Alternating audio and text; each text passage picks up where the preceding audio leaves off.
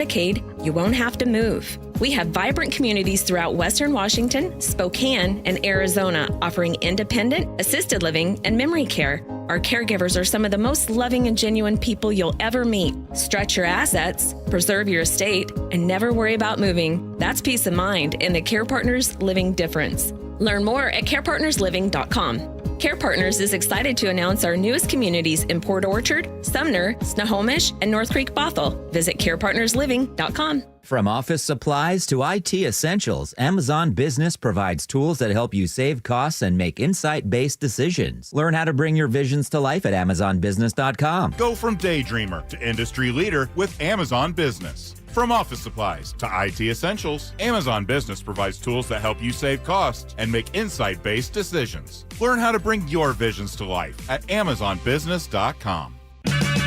Check engine or ABS light on? Take the guesswork out of your warning lights with O'Reilly Veriscan. It's free. Ask for O'Reilly Veriscan. O'Reilly Auto Parts.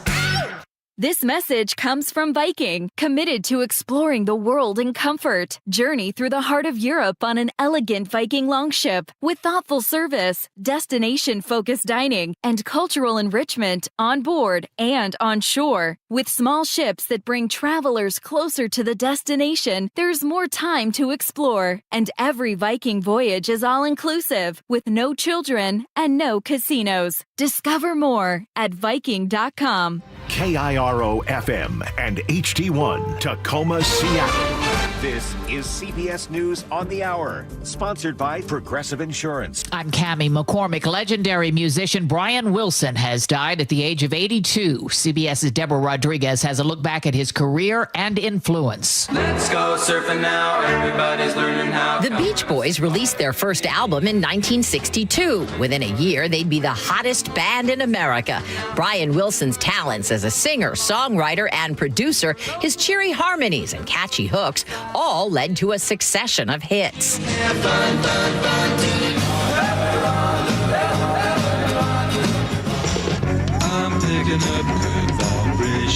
When Brian Wilson was being honored at the Kennedy Center in 2008, folk singer Art Garfunkel called him our Mozart of rock and roll. Deborah Rodriguez, CBS News. There has been a partial verdict in the retrial of movie mogul Harvey Weinstein. CBS's Matt Piper has that. The jury convicted the former studio boss of forcibly subjecting a woman to a criminal sexual act in 2006, but jurors acquitted Weinstein of another criminal sex act charge from the same year, and they are to continue deliberating on a charge that he raped another woman in 2013. All three accusers took the stand during the trial. The 73-year-old Weinstein did not. The U.S. and China reached a trade deal today. It will allow the U.S. to purchase rare earth minerals and Chinese students to attend American universities. But the tariffs on Chinese goods remain at 55% for now. CBS's Kelly O'Grady at the New York Stock Exchange. I just spoke to a number of businesses taking the temperature of how are you feeling about the fact that tariffs will stay in place at their current level.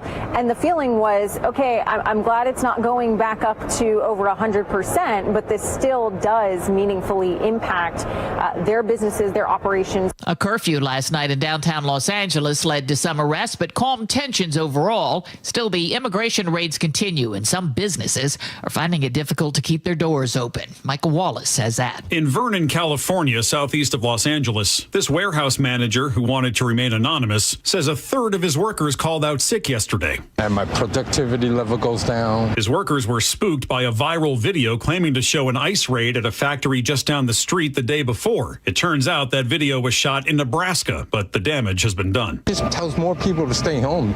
More videos, they're not going to come to work. He doesn't know how long he can stay open. It's killing the business drastically. Michael Wallace, CBS News. On Wall Street, investors are still digesting the U.S.-China trade deal and the latest inflation numbers. The Dow Jones Industrials are down 35 points. This is CBS News. Progressive Insurance. Progressive can protect your home, auto, boat, motorcycle, ATV, RV, and more. In short, a lot of things. Bundle today at Progressive.com. Another protest in Seattle. We'll tell you all about it in just a moment. But first, from the Beacon Plumbing Traffic Desk, let's check your commute. On I-5 northbound, just south of 164th Street Southwest, a disabled vehicle blocks the left lane, but we're still looking pretty good. There's just a little bit of concentrated slowing surrounded that. The volumes are pretty low right now, except until you get into kind of the Seattle core, in and out of downtown Seattle on I-5. There's a little bit more traffic, and part of that is a snag on I-5 northbound at Michigan Street. A disabled vehicle blocks the left lane, but most of it is a speed limit drive. 405 northbound, there is still a little bit of residual slowing from heavy volumes and a few collisions we've had there this morning. 27 minutes Renton to Bellevue right now. Federal Way to Seattle, 20 minutes. Everett to Seattle, 49 minutes. Auburn to Renton, 22 minutes. This traffic report brought to you by Washington 811. If you're digging in your yard, the law requires you to call 811 to avoid dangerous and costly damages to utility lines. Call 811 or submit online at digsafewa.com. KIRO News Radio 97.3 FM Northwest News. Now, the latest from KIRO News Radio and mynorthwest.com. Good afternoon. I'm Jillian Raftery. Investigators thought they had him, but Travis Decker slipped away yesterday. He's the father behind the manhunt in Chelan County, who's accused of killing his 3 daughters. This morning, Washington State Patrol's Smoky 1 Cessna circled areas along Highway 97 just north of Blewett Pass. Chelan County Sheriff Mike Morrison on News Nation. We recognize that Mr. Decker's running scared. He's the coward that we've always known him to be. Working off a tip, search teams spotted a lone hiker in the encampments and tracked him to the current search area. There is a $20,000 reward for any information that leads to an arrest. The Spike and Jake show is going to have much more on this coming right up after the newscast. A rally to protest sweeping immigration raids is set for 7 o'clock tonight in Seattle at Cal Anderson Park. It's expected to be bigger than the one in front of the Federal Building downtown yesterday. A handful of people were there throughout the day, with more gathering in the evening. After dark, things turned violent as someone burned an American flag. Law enforcement broke up the crowd with pepper balls. No confidence. That's the message from the King County Council, which has voted to ask for its elected assessor to resign. Here's council member Gurmai Zahalai. I found Assessor Wilson's behavior to be appalling. Stalking and harassment have no room in our community, and certainly no room at the highest levels of leadership. John Wilson has been in office for 10 years and says he will not resign, and the council has no power to compel him. A former partner has filed restraining orders against him, accusing him of escalating stalking and harassment. An early morning fire in an abandoned Wallingford building. KIRO 7 TV's Eric Thomas. Seattle Fire working to put out those flames. They've been on North 35th Street all morning long. It's unclear how this fire started, but the fire department is asking people to avoid the area. Seattle Fire Department says they got the fire under control and there were no injuries. The incident is under investigation. Soccer fans, get ready to cheer in the heart of downtown. The Downtown Seattle Association is turning Westlake Park into a soccer celebration zone. They're hosting free watch parties for 5 matches during the FIFA Club World Cup. That includes all 3 Seattle Sounders group stage games starting this Sunday. The Sounders face Botafogo from Brazil at Lumen Field, and yes, that match will be on the big 16-foot screen. According to the Puget Sound Business Journal, there will also be food, drinks, and giveaways. Seattle is one of 11 U.S. cities hosting the tournament. Your weather update is brought to you by State Roofing and Exteriors. 75 degrees, allegedly going to have a little bit more sun than we do right now. Overnight lows in the low 50s, 68 degrees tomorrow, mostly cloudy. And the brightest spot in our forecast is 73 degrees on Sunday with minimal clouds. It is 58 degrees in downtown Seattle. I'm Jillian Raftery for KIRO News Radio. Your best source for local news, serving Western Washington and the world with a KIRO News Radio app. Always streaming live on your smart speakers. You're listening to KIRO News Radio, Northwest News. It's the all-new Jake and Spike Show on KIRO News Radio. Welcome to the show. Happy Wednesday to you. Is it Wednesday, Spike? Sure is. All day long. Happy hump day. Jake Skorheim here. Spike O'Neill there. Hello, my brother. Very excited to do the show with you guys today. We have a ton of stuff to get to.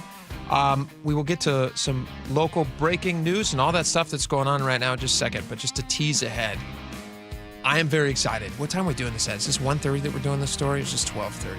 looking down here. Which story? The Balloon Boy Oh, story. 1:30. 1:30. Yeah. Okay. Do you guys remember Balloon Boy? Sure do. That was a wild on-air experience. We were on the air when that was happening, and I remember watching, probably everybody does, back in 2009, being glued to the TV. Yeah. Netflix has a documentary coming out about that. Of course they do. It's just going to be fantastic. I'm so excited. So we're going to talk about that. We're going to kind of relive some of that. It was a phenomenon, honestly, to go through that. The entire country was watching that, and we'll dig back into that at 1:30. Very interesting stuff. All right, but right now, something else that and everybody in the country is also watching is the manhunt for this guy wanted for the killings of his 3 daughters, Travis Decker. They're looking in the Chelan County area. We've been getting different reports about sightings, possible sightings.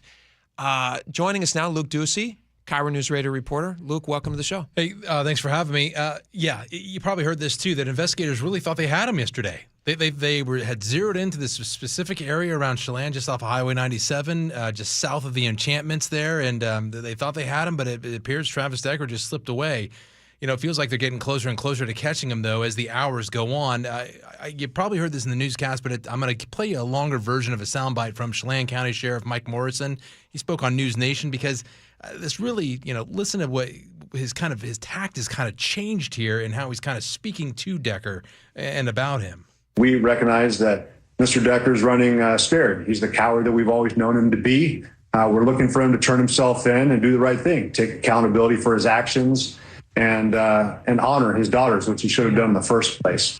Calling him a coward, speaking as though he's listening and he's really, really close and they're about to get him. It's interesting that he would refer to him like that. I mean, I agree with everything that he said, but do they think that he's actually tuning into the news coverage of this? Because he's out there. If he's out there where they think that he might be, unless he has like battery packs with him or he's slowing down long enough to solar charge his cell phone, and then service out there, I imagine, is tough to get. So, are they really expecting him to be listening? I don't, that's a great question, but they sure do speak sometimes to him as though he might be listening. So that's a great question. But it's all speculation on our part. But when he went from, a plea to him, as you mentioned, first it was, hey, come in, do the right thing. Exactly. And now it's turned to, I think, no disrespect to the sheriff's department, it sounds performative.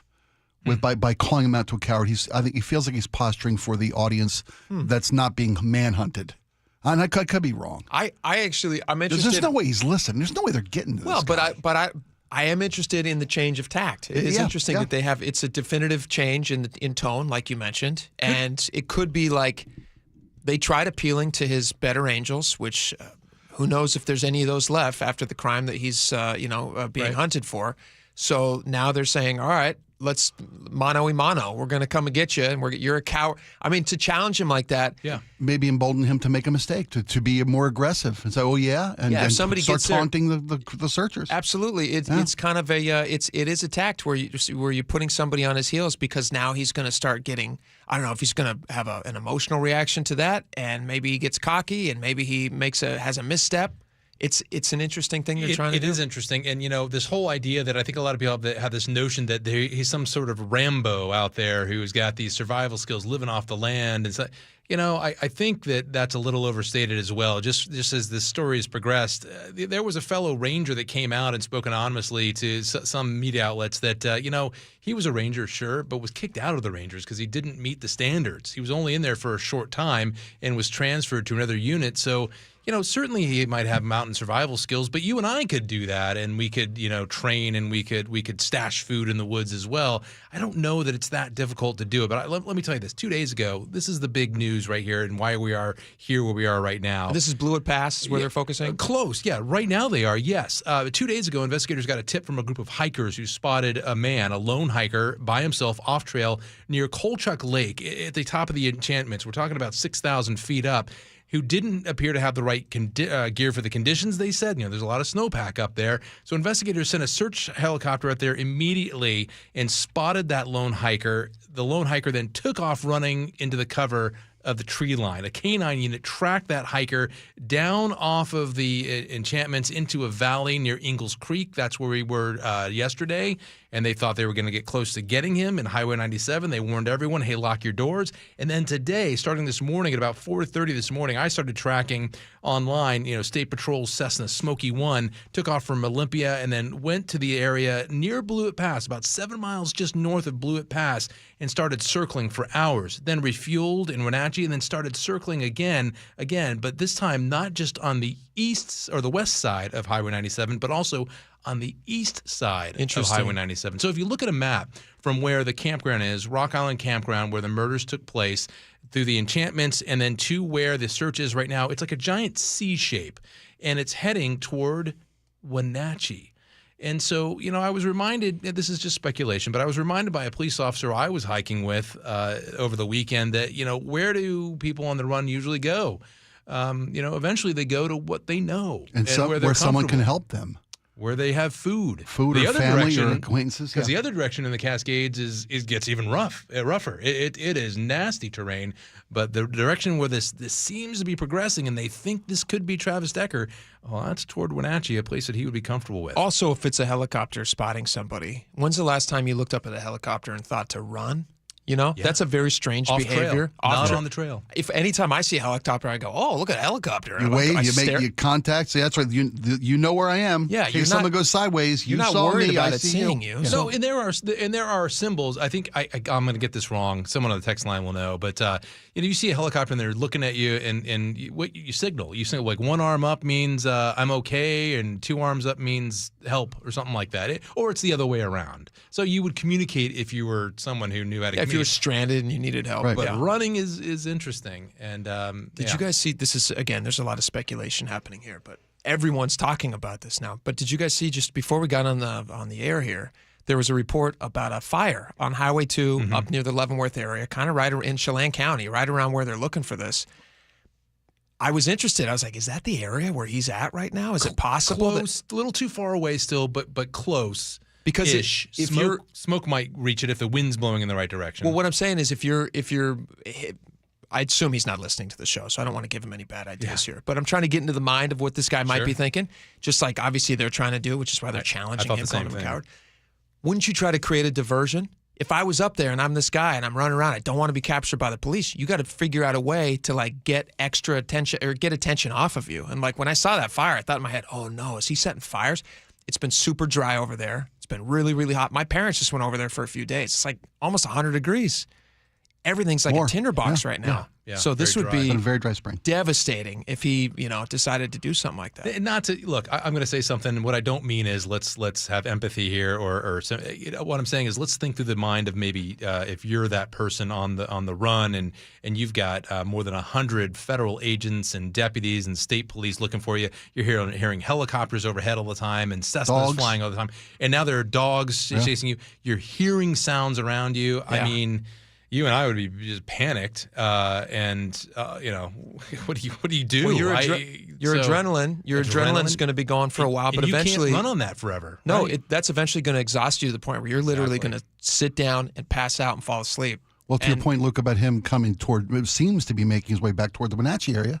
We had the national director of bounty hunters on with us a few weeks ago on a different story, but he said what often leads people to being found is that they reach out to people that they know seeking assistance. Yeah. Or familiar things, going home, like you said. Which we're talking about. If he's out there and he's exhausted and he's got nowhere else to go, he's going to just think of anybody that he can possibly reach out to and just make a call. I have to think, too, that they must be monitoring cell phone signals, everything. I mean, I watch a lot of movies and TV shows, and they're monitoring things like that all the time. Do they have that ability where they can go, hey, there's a signal popping up on the side of the mountain? Absolutely, here. And that's a question that I put to King County prosecutors as well. And why them? Because they're writing a lot of the search warrants for local law enforcement to help out so they can go and get things. And I was talking to a spokesperson, and he said, I don't think he slipped up, but he said, so we can get data from devices and also video. And so it's led them to the latest photos of him and things like that. But I did see a report on one outlet that said, early on in their investigation, there was something that led them to the Pacific Crest Trail, that maybe they were tracking some kind of device. What if he had a GPS or something like that could help him navigate the mountains as well? Could they ping data from something like that? Well, back to how we started. Yeah. Maybe that's why they think that they can talk directly to him. If they think he has an active device and he's checking up on news stories and things like that. That's the other thing is we have all become, I was thinking about this earlier. I know we talked about this way longer than we intended to, but whatever. I was thinking about this earlier. This guy was kind of a loner, I imagine. I mean, from what he's been described, he would often go out in the woods and he would spend time alone and everything. Maybe the internet was a place where he spent a great deal of his time. I have no idea. This is just speculation. But I know that I check my phone a million times a day for work-related things. That becomes a habit. And, if he's off the grid somewhere and he's got his phone with him, that might be, if that's your only communication to the outside world, there's only information for what the cops might be doing or where they're circling in. You're trying to keep track of the hunt for you. You kind of have to in this day and age. I mean, we all see those updates on our phone. You've spent 2 hours and 20 minutes on your phone today or whatever the number is.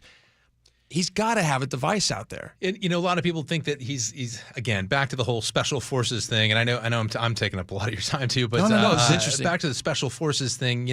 Rangers are considered kind of like special forces, and Absolutely. they teach tactics. If you're hiking along and you want to see if you're being followed, you do a big circle. You find a place that maybe goes up high, look at the trail. You do a big circle and you come back and then you stop and wait so that people are tracking along the trail. You can see who is following behind you. Things like that. Well, here's the other thing that the Chelan County Sheriff made a point to say yesterday as well is there are a lot of former Special Forces guys on who are part of the search teams going on right now. Who probably didn't get kicked out like he did. Didn't get kicked out, and now they're on SWAT teams and they're there, and they've got those skills, and you can see photos of them up in the mountains, and it's a rugged place. I have full confidence that they're dead or alive, they're going to find this guy at some point, but you can't discount he's in survival mode right now. Sure. And that makes him very, very dangerous. And I listened to this, just a quick side note, but I listened to this podcast called Danger Close. Have you guys ever heard that? Mm-mm. Jack Carr, he's an author, but he's also a former Navy SEAL. I know Jack Carr, I know his author. Yeah. He talks to all these old military guys about their time in the service, and a lot of these guys, he talks to a lot of Rangers. He does these long interviews with Rangers. That's an amazing group of guys. I mean, the things that they teach them. I don't know how far Decker made it in with the Rangers. It sounds like at some point he was, sent somewhere else. Months, not years. Yeah, but those guys who make a career out of it, the training they get equips them to do some pretty unbelievable things. So, you just can't discount what he's able to do. I'm surprised he's made it this long. I thought this was going to end day 2 and they were going to find his body, but it's, I think they would have found him by now if he was dead. So obviously he must be alive. Well, it teaches it what they teach these individuals in the service. Even when you get booted out relatively quickly, you learn some things that can keep you alive. He's got skills that have led him to be evasive for going on 10 days now, if not more. There's a press conference at 4:00. Is that what they're going to do? Scheduled for 4:00 today in Chelan County. We're going to hear from U.S. Marshals as well as the Chelan County Sheriff. Again, scheduled for 4 because things could change in between. But we're hoping that we get some good news today. It was interesting. We were trying to get somebody on the show earlier there was a restaurant. Apparently, you saw a restaurant in the background of the Rock 97. Yeah, 97 Rock. 97 Rock. And that's on Route 97 coming down Blewett Pass. Yeah. So apparently, we tried to reach out to them. And Laura, what was the response we got from them? They hung up on me. They just hung up. Yeah. They was probably getting a lot of press calls. Well, I gave them the benefit of the doubt. I called back, and then they were like, "We're not talking to you." Well, that's been the command post for everyone in the last couple of days. Yeah. What was the other place you talked to, Laura? You talked to an RV park up there? Yeah, an RV park. Blue Shasta. Blue Shasta. Yeah. And that person told me that law enforcement has cleared out as of this morning. So they were no longer in the area as heavily. The search has moved on to other. They obviously have other information that's caused them to pull out of that. Really and focus their resources somewhere else. So interesting. All right, well, we're watching it closely, and we'll give you updates as we have them. Luke Ducey, thank you so much for coming on. Thanks for having me. Appreciate it, man. All right, well, we have a lot more coming up on the show. Again, we got that Balloon Boy thing. You're not going to want to miss it at 1:30 because this was one of my, I want to say probably one of my favorite stories ever to have been involved in news-wise, just because. Really? Just of how fascinating it was. It captivated the nation. It really did. It was not just the psychology of watching people just get swept up into this watershed moment of oh, you have to see this thing, but also the family once it was discovered that maybe it wasn't everything that they were reporting in the 911 calls. Just bizarre. So we'll get into that a little bit later. Everett, Washington is actually a pretty good place to work if you're looking for a minimum wage job. They just raised their minimum wage. We'll talk more about that. So much more. Stick around. We'll be right back.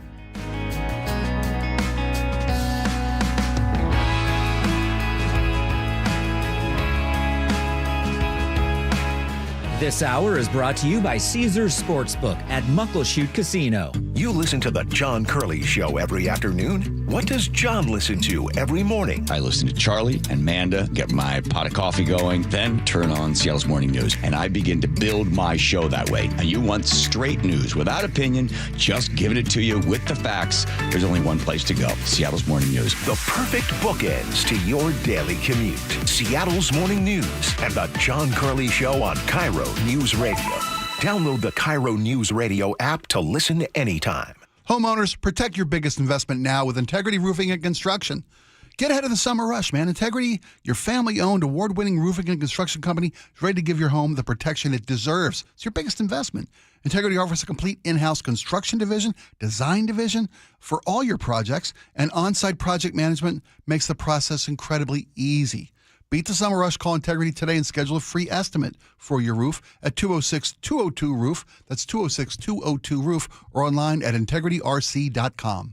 You know what's faster than your paycheck? Literally everything. It's time to get your pay up to speed. With Earnin, you can access your pay as you work instead of waiting days and weeks for a paycheck. Get up to $150 a day with a max of $750 between paydays.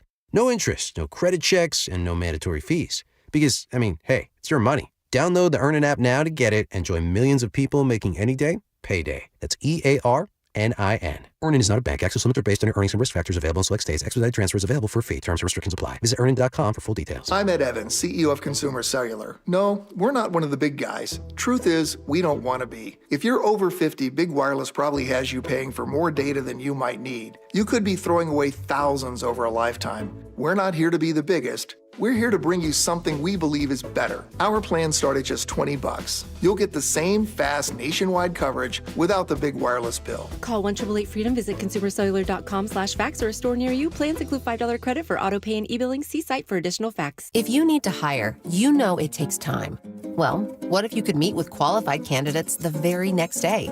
Now you can with Zip Intro from ZipRecruiter. You simply pick a time and it does all the work of finding and scheduling qualified candidates for you. Then you choose who you want to talk to and meet with great people on back-to-back video calls as soon as the next day. Try Zip Intro for free at ZipRecruiter.com/free.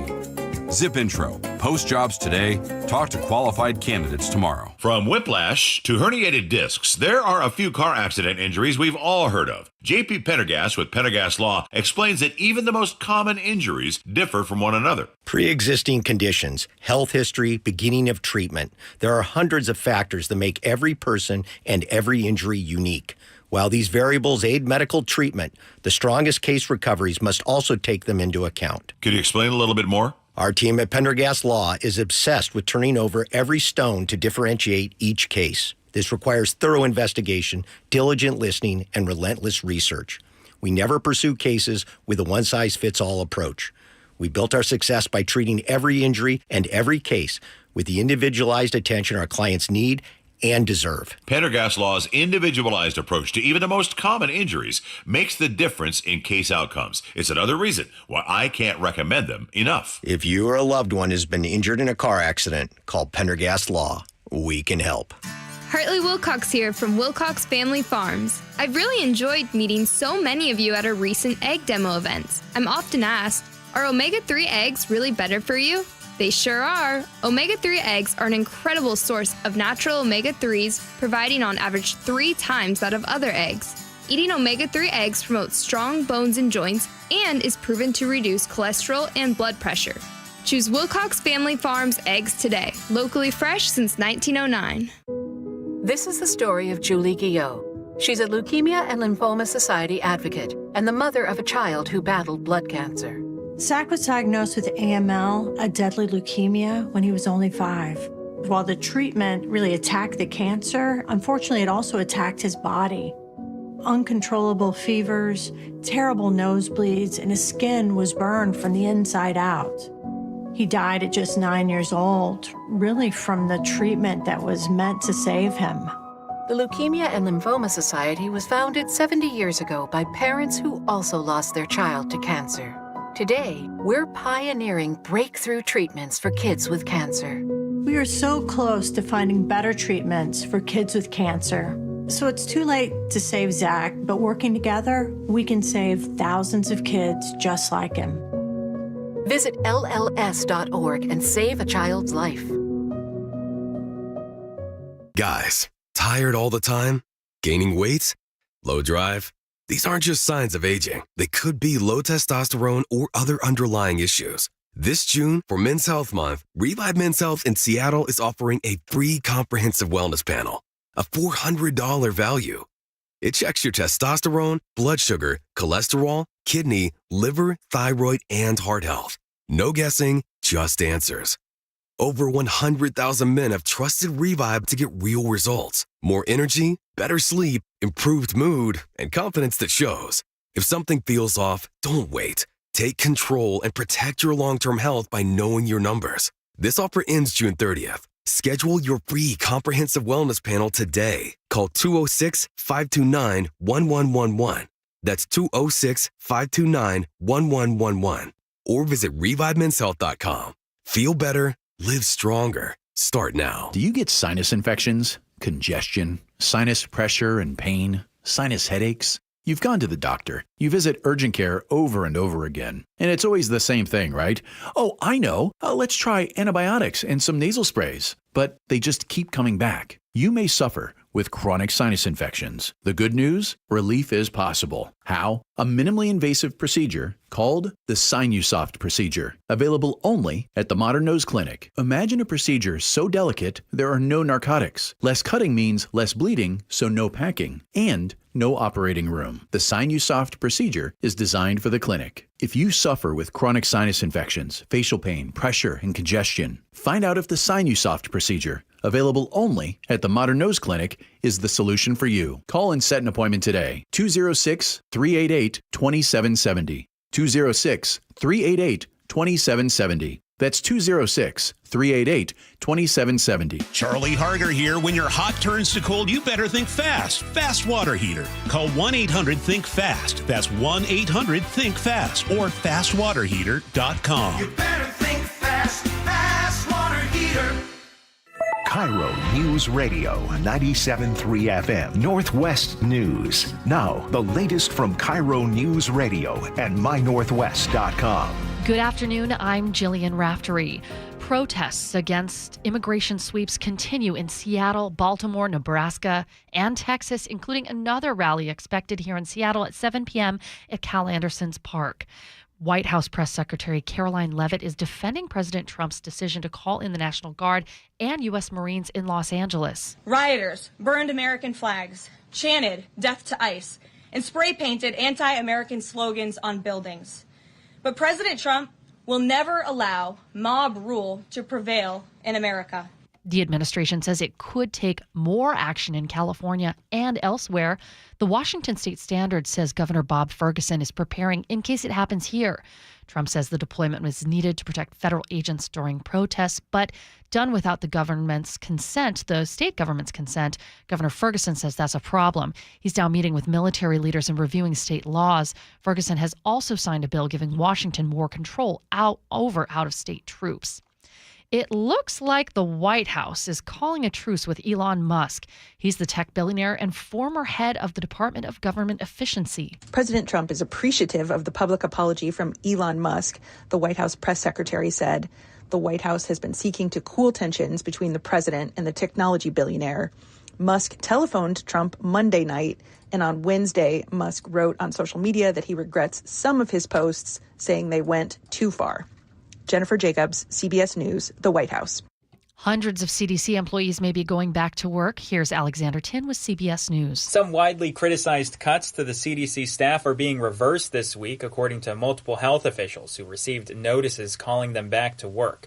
That includes the agency's teams working in labs investigating STD outbreaks and teams responding to cruise ship illnesses and lead poisoning emergencies. Officials said it is unclear how many of the staff who have received the notices will actually come back to work, given some have already accepted new jobs at other organizations or companies. Good news for one of Washington's biggest private employers. Boeing enjoyed its strongest month of aircraft deliveries in nearly a year and a half. Boeing delivered 45 planes in May, nearly doubling the number from a year earlier. Let's get a check on your traffic from the Beacon Plumbing Traffic Desk. We had been tracking a couple of collisions that had some very localized snags, and it looks like they have both cleared. I-5 northbound just south of 164th, there was a disabled vehicle blocking the left lane. I believe that's been taken off to the side. I-5 northbound at Michigan Street, disabled vehicle blocking the left lane. Those were both causing some slowing in and out of downtown Seattle on I-5, and there is still some volume there, but really not a lot. And once you get past it, you're free and clear all the way to Everett and all the way down to Tacoma. 405 northbound, there's a little bit of slowing through the S curves. That is just volume. And then, of course, you get past I-90 and you're free and clear to Bothell. This report brought to you by Washington 811. If you're digging in your yard, the law requires you to call 811 to avoid dangerous and costly damages to utility lines. Call 811 or submit online at digsafewa.com. Weather brought to you by State Roofing and Exteriors. We are going to be a little bit more sunny as we get through the day. 75 degrees is our high, and then cooling down to about 52 overnight. Mostly cloudy tomorrow, 68 degrees, 51 overnight, and continuing that kind of low 50s, mid 50s trend overnight, and then warming up to the 70s by the weekend. It is 60 degrees in downtown Seattle. I'm Jillian Raftery with KIRO News Radio. Your best source for local news. You're listening to KIRO News Radio, Northwest News.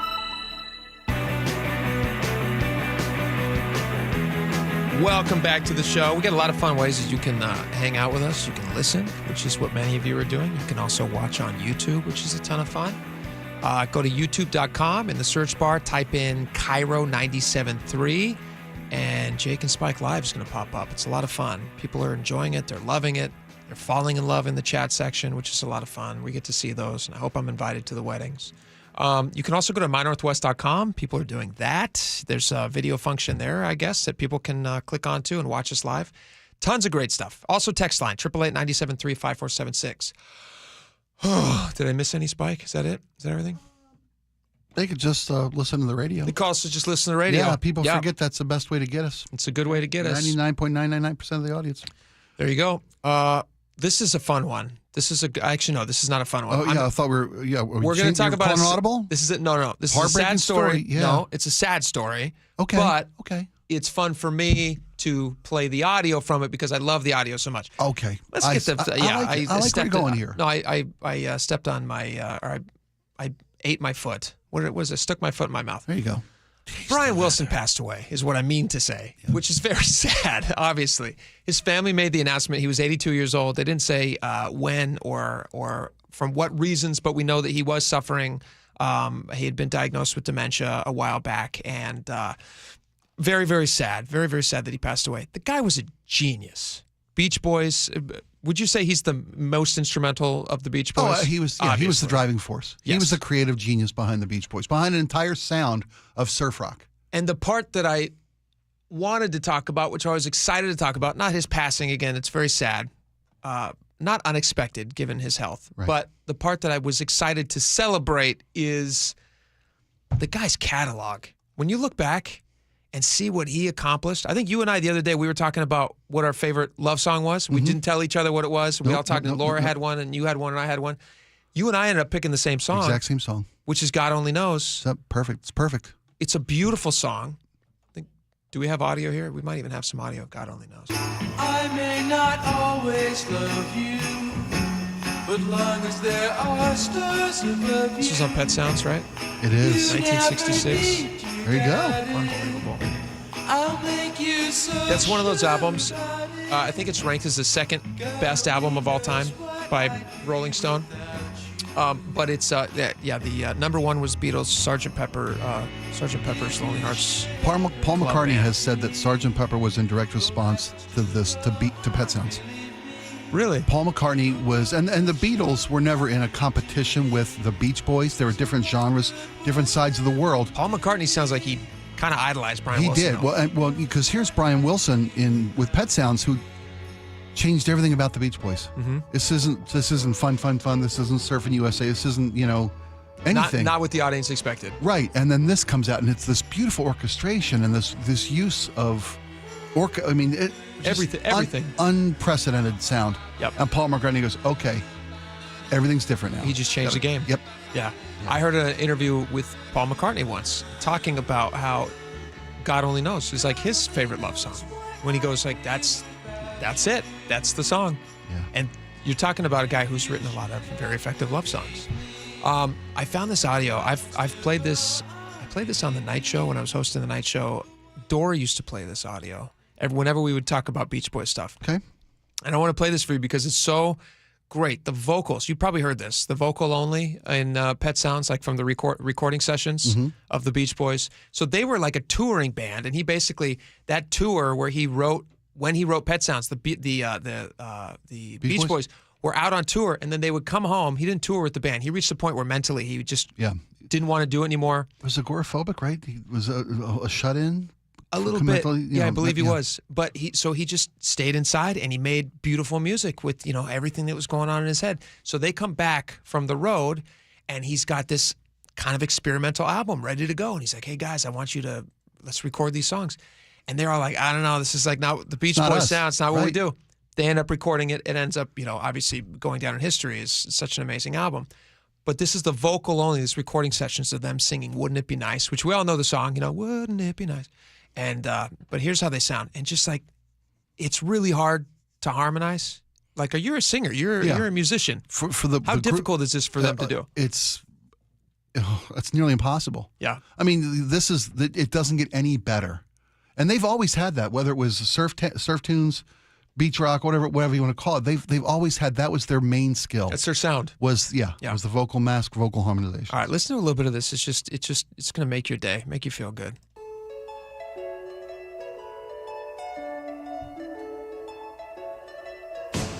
Wouldn't it be nice if we were older, then we wouldn't have to wait so long? And wouldn't it be nice to live together in the kind of world where we belong?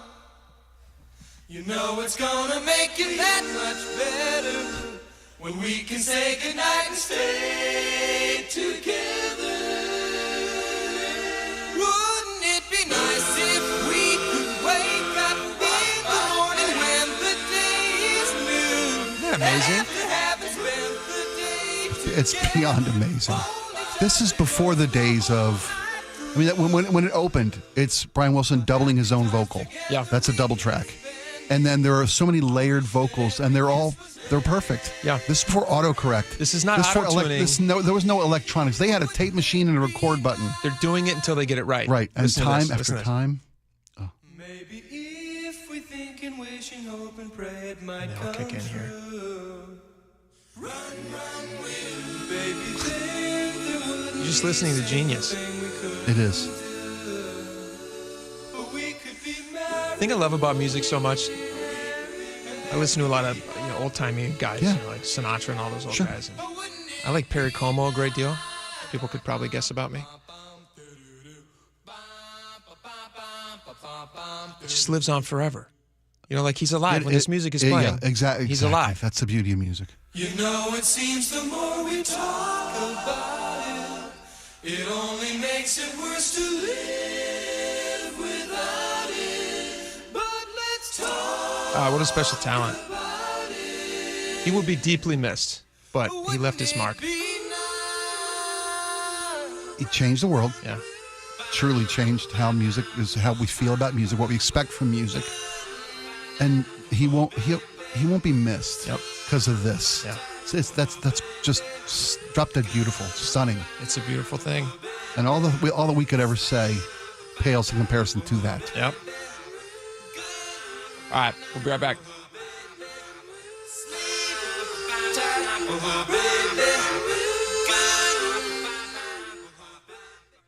Hey, it's Charlie Harger. And I'm Amanda Factor. And coming up on the show, we have Emmy Award-winning actor Jeremy Piven. You know him from Entourage. An agent actually said to me one time, he goes, I'm having trouble getting you work on your hiatus because everyone's saying there's no way that's acting. What's bringing him to Seattle later this summer? We'll tell you. Coming up tomorrow morning on Seattle's Morning News. Seattle's Morning News, 6 to 9. Watch the interview on the KIRO Newsradio YouTube page and the KIRO Newsradio app.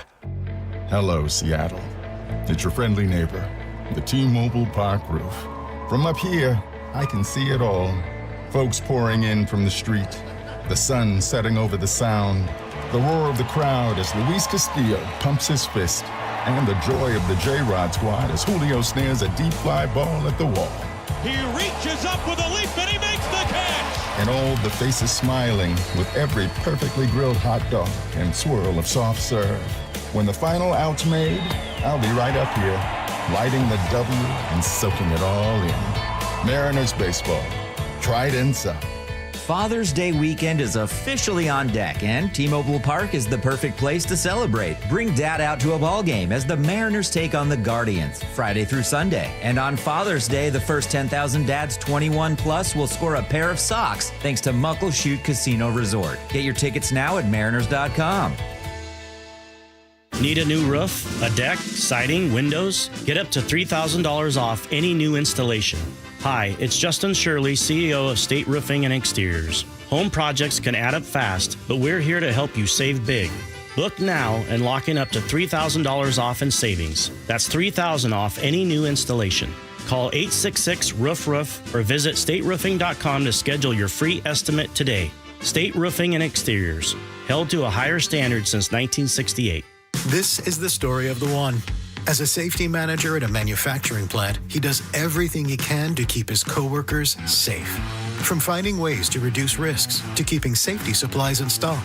And for that, he relies on Grainger. Grainger offers a broad range of quality products and next-day delivery, so he can always play it safe. Call 1-800-GRAINGER, click Grainger.com, or just stop by. Grainger, for the ones who get it done.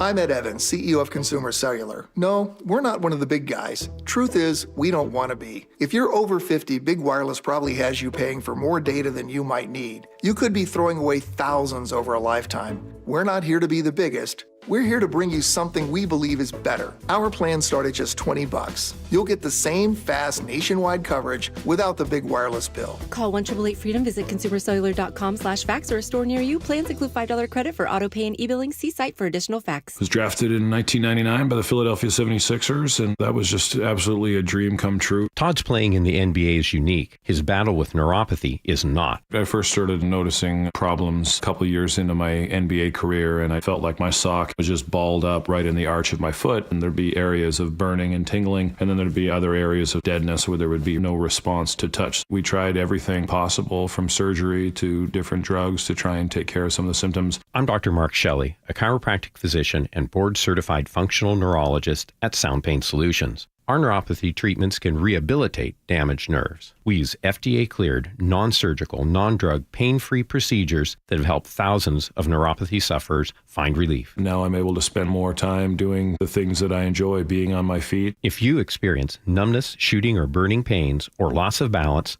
call us. Sound Pain Solutions, 855-996-0025, or click soundpainsolutions.com.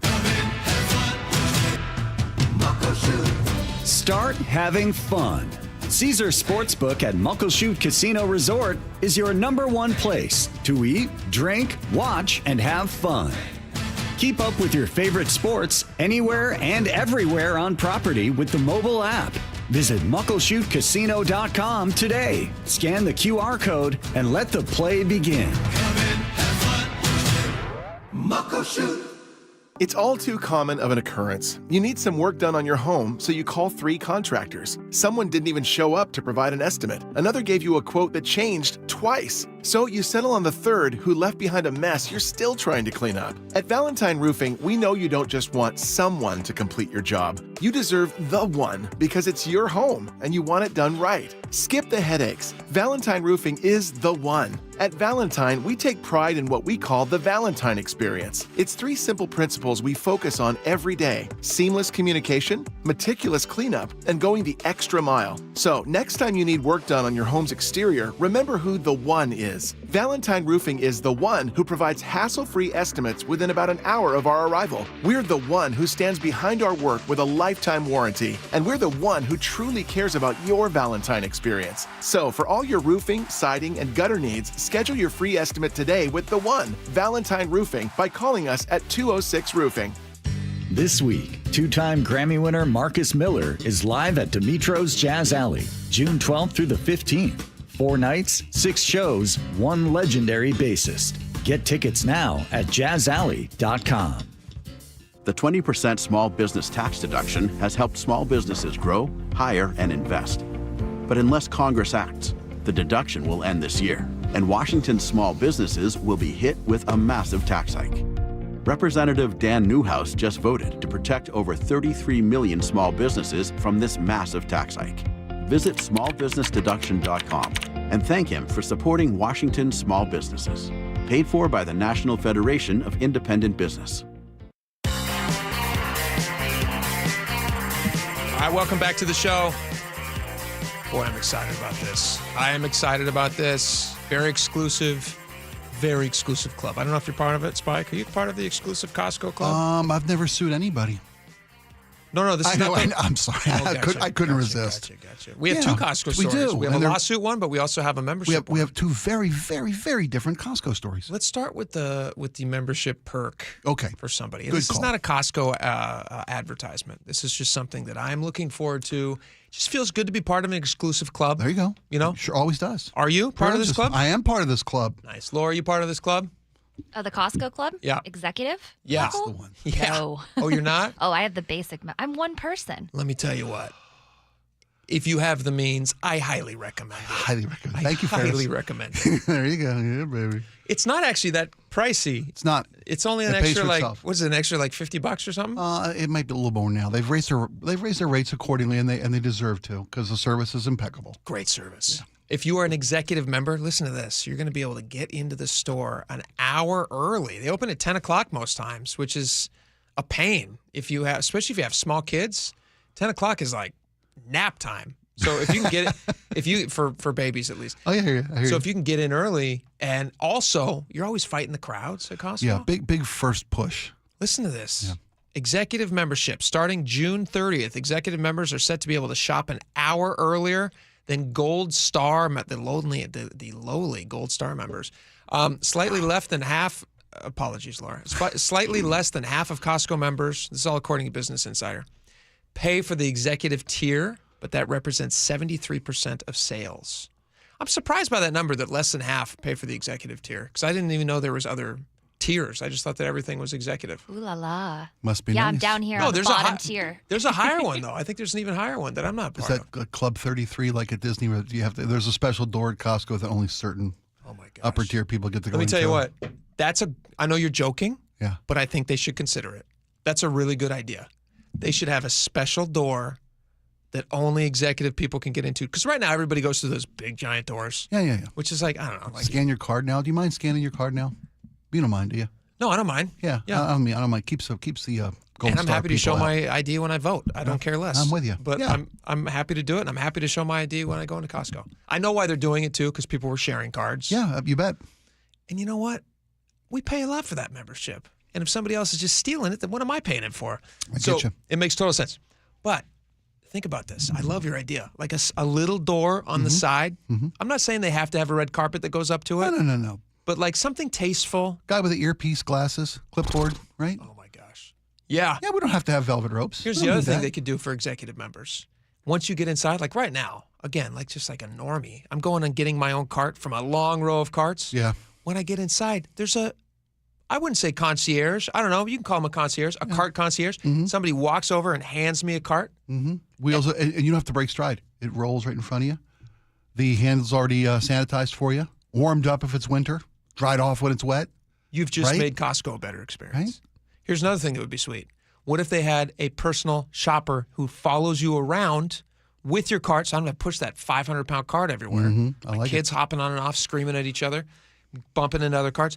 They tastefully push it behind you. They're never like right up next to you. Nobody's gonna like confuse you guys for a relationship. But they're in the back.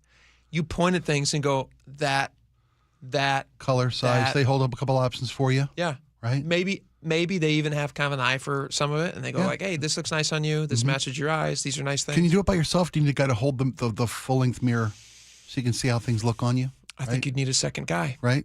I think there's a second guy who carries around a mirror. Or there's just like a guy who's floating around. I understand cost savings. I got you.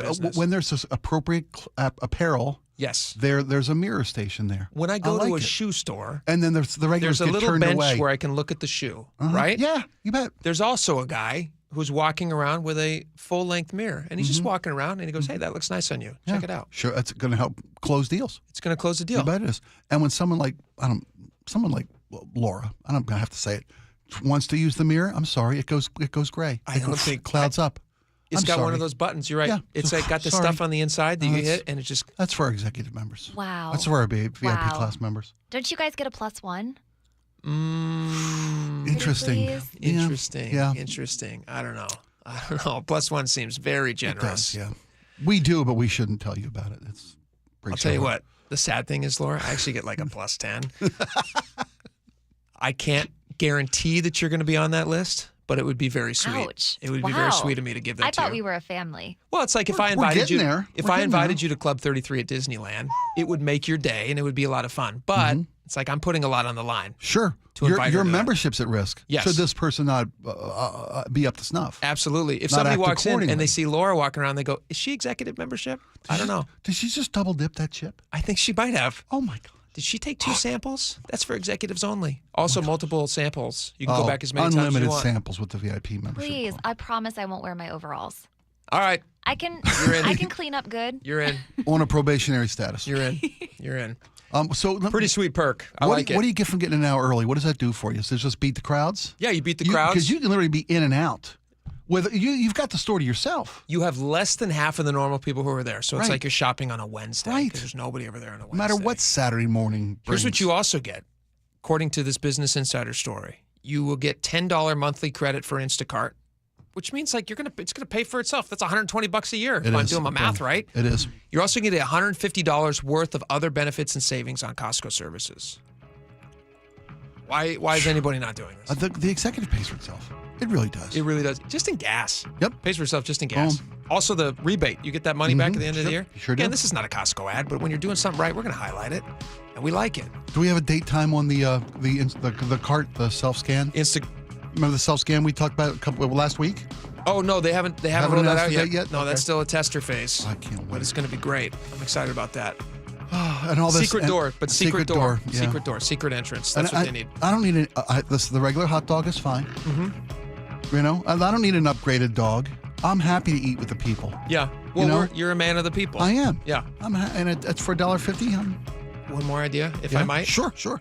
Dedicated checkout for executive members. Oh, that goes without saying. Somebody, you walk over there and they say, "Can I see your little black card?" Oh, I'm sorry, it's blue. Sorry, no, get back in get back in Gen Pop. Maybe if you'd worked a little harder. All right, we got a lot more coming up. I think we're going to talk to somebody about this search that's going on right now in Chelan County, and from an actual search and rescue guy who's going to tell us, like, how do you track somebody in the middle of the mountains like this? And Laura got this for us. We Laura got really this ought to for think us. of bringing her along. You also, well, I don't know. We'll see. We'll see how she does the rest of the show. We got fires going on up there. We have all these people searching for this guy now. Like, that's a lot of stuff to take in. So how do they search for somebody in that region? We're going to tell you next. Stick around. We'll be right back.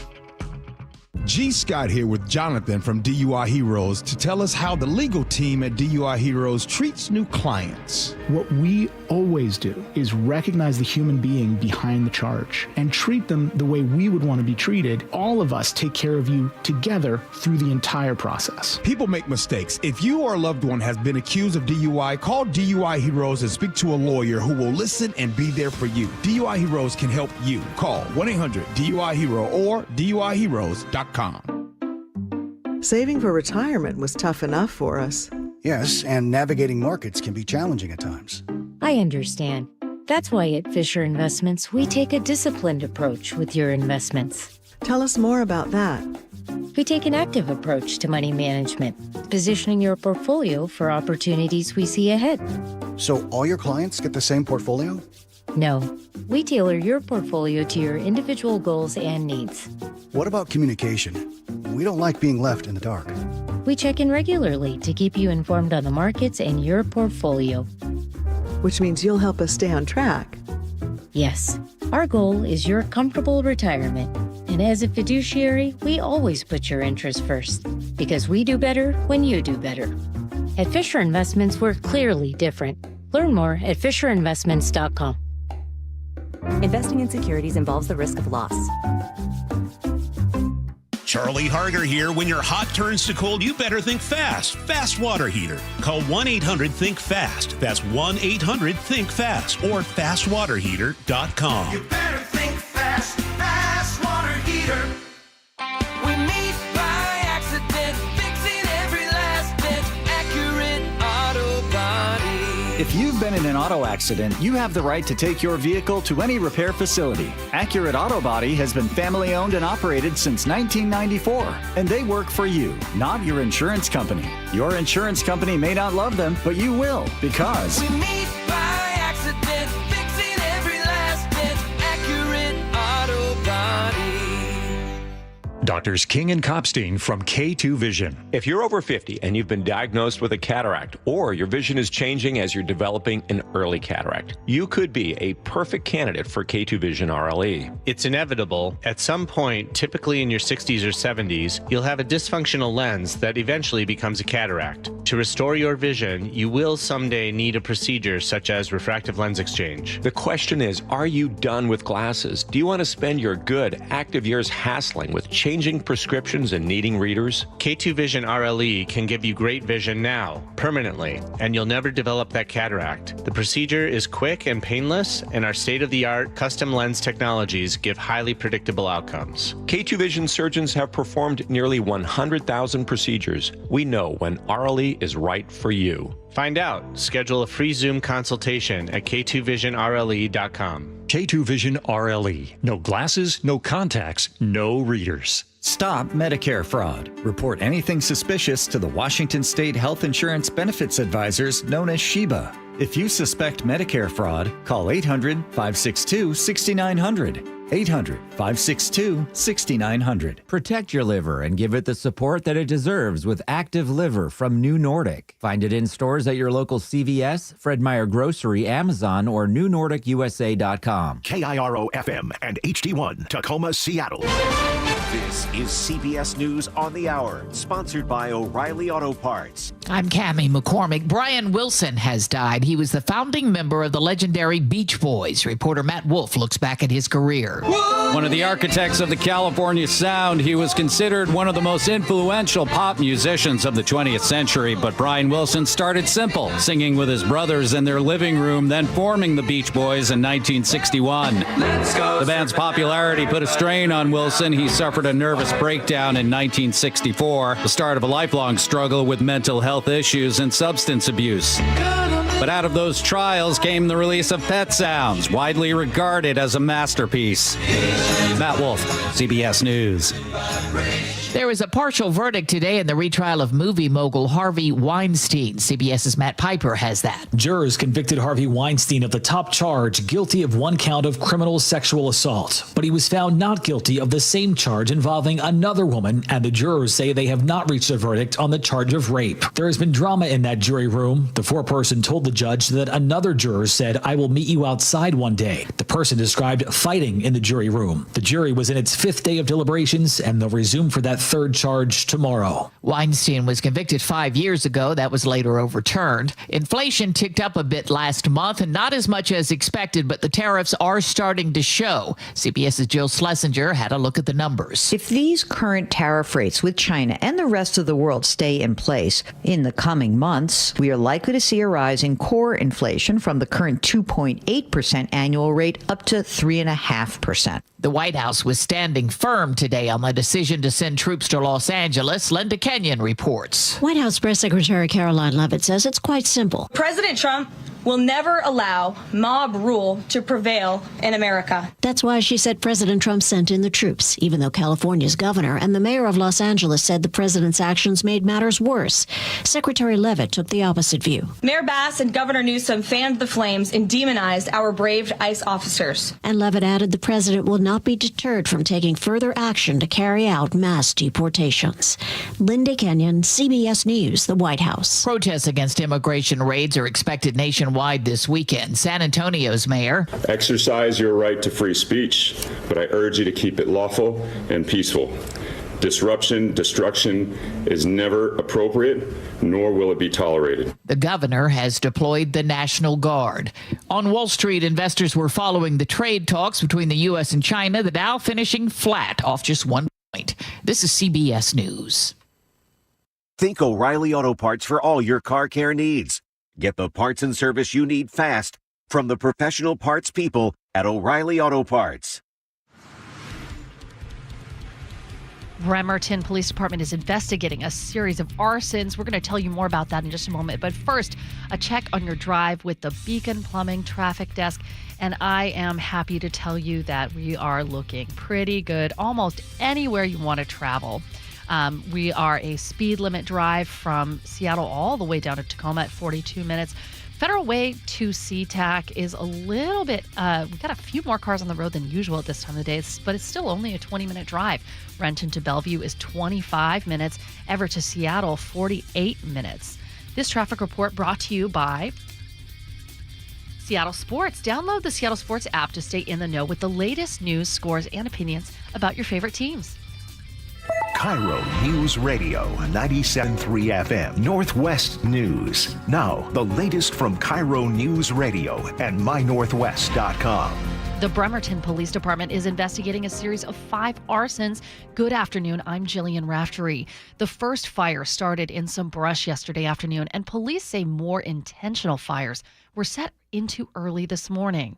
One of them targeted a restaurant and 2 others set fire to pickup trucks. Police believe the same suspect is moving throughout the city on foot. They say he's carrying a dark-colored backpack and was last seen wearing a hooded sweatshirt and blue jeans. As the weather heats up, so does fire danger. 90% of wildfires are human-caused, including cigarette butts thrown out of cars, embers that come loose from burning debris piles, and fireworks. Thomas Kyle Millward is with the Department of Natural Resources and says even small fires can take a toll. A safety net that's being stressed, that's resources that are not available to respond to something that could be a bigger incident elsewhere because they're tied up. The Red Bridge fire near Cle Elum is still smoldering, but it's under control. It damaged 2 homes. The cause is unknown. Another protest tonight against ICE immigration raids is scheduled for 7 p.m. in Seattle at Cal Anderson Park. The protest yesterday in front of the Federal Building downtown resulted in 2 arrests. Rough Riders football at Seattle's Roosevelt High School will be facing penalties from the Washington Interscholastic Activities Association. In a statement to Roosevelt families and staff, Bev Redmond of the Seattle Public Schools says the WIAA Executive Board found, quote, football players had been recruited to Roosevelt in violation of WIAA eligibility rules. Fans attending FIFA World Cup games at Lumen Field will experience some new technology. Today, officials revealed referees will wear body cameras, not just giving you an on-field view of the coin toss and live play. The same footage during an on-field review. That's an inside look. A sensor inside the soccer ball will interact with 16 tracking cameras and artificial intelligence to detect offsides. And goodbye paperwork. Teams get tablets to make digital substitutions. Scott Carty, KIRO News Radio. This weather update brought to you by State Roofing and Exteriors. Warming up to 75 degrees today, and it's going to be sunny for the rest of the evening. But we're going to have clouds intensifying overnight into Thursday, mostly cloudy. 68 degrees by Friday, 69 degrees and mostly cloudy, staying pretty temperate. Your next chance for rain is not in our extended forecast. So that's some good news for you. It is 63 degrees in downtown Seattle. I'm Jillian Raftery with KIRO News Radio. Your best source for local news, serving Western Washington and the world with a KIRO News Radio app. Always streaming live on your smart speakers. You're listening to KIRO News Radio, Northwest News. It's the all-new Jake and Spike Show on KIRO News Radio. Welcome back to the show. Hope you guys are all having a wonderful day out there. Check us out online. You can watch us live. Something you're actually going to want to do right now because we have a guest who's about to join us. A lot of great stuff on the show today. A lot of stuff to chat about. You can watch us on youtube.com. Search KIRO News Radio. Jake and Spike Live is going to pop up. You can watch us there. Also at mynorthwest.com. For those of you listening, you're not going to miss a thing because we're still talking on the radio, but there is an additional element visually that's kind of nice sometimes. All right, I'm excited about this. Everybody's watching. The nation really is watching. It's become an international story. The search for this guy, Travis Decker, who's wanted in the killings of his 3 daughters. He's been on the run now for, what did you say, Spike? Like, I think we're 10 days into this whole ordeal? It's 10 days from... Yeah, when it happened. When the news of the deaths, but for all we know now, he could have been since the Friday when the girls were last known. Yeah, contact when mom broke off, so it could be 10, 12 days. So law enforcement are searching for him. There's more than 100 of them out there walking around the mountains in Chelan County, over Blewett Pass, and various areas around Leavenworth. They're looking for this guy, and and I gotta give credit and some of the least acknowledgement. Governor Hensley, excuse me. Governor Ferguson released emergency funds, resource funds, employed the Washington National Guard to help with this manhunt. Great. Yeah, so every possible everybody's asset. working to get this guy found. But the question remains, how do you find somebody? That is a vast area. It's very tricky. It's dangerous in good conditions to be hiking out there. Definition of wilderness. There's like fires happening now. And it's not like you're just looking for somebody who might be lost, who wants to be found. You're looking for somebody who doesn't want to be found, who we know is likely very dangerous. With skills. So how do you, former Army Ranger. So how do you find somebody like this? And so we wanted to reach out to a guy who might be able to give us a little insight. His name is Tyler Severy. He has been with the Tacoma Mountain Rescue for 25 years. He's currently the chairperson for the Washington Mountain Rescue Association. Tyler, thank you so much for coming on with us and making the time. Hey, you bet. Thanks for having me. So it looks like you're in a truck right now. That's fantastic. Are you up in the area? Yeah. Are you just different? Are you somewhere else right now? Oh, no, I'm just floating around Tacoma right now. Perfect. Okay. Question for you. How would you go about beginning to look for somebody? Because you've been doing this for 25 years. Mm-hmm. Usually the people that you're looking for want to be found. Where do you guys start when you look for somebody who's lost out in the wilderness like this? Well, it's always going to start at what you would call the last known point, right? The place that they were last at least known to be or hopefully seen, or that might even just be where their vehicles parked. From there, you've got to figure out, if it's in the case of this guy, like obviously he's a physically fit adult, you try to assign, a distance to it, right? So if he could walk 2 or 3 miles an hour and it's been 10 days, that really... you have to think about how big that bullseye gets, assuming that he's on foot. Then add to the fact that he's hiding. Normally, you would start by obviously following the easiest places to go. If we're looking for someone that's just lost, they don't typically go down drainages, but that's not always true. In a regular search, you would go down the easiest paths first. You would kind of run those routes, then expand the search to, places where, someone might just kind of unwillingly take a left by accident or miss the end of a trail and start searching those harder to reach areas. Sure. In the case of these the mountainous terrain that he's in, even on this side of the mountains, you could lay down, on the side of the trail and quite honestly not be found.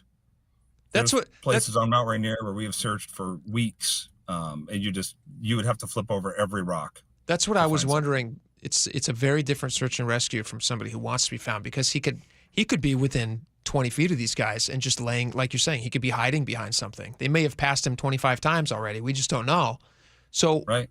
What extra, also, like you mentioned, a lot of times people might just take the easiest path down, or maybe they see a water source, so let's go towards a water source. Mm-hmm.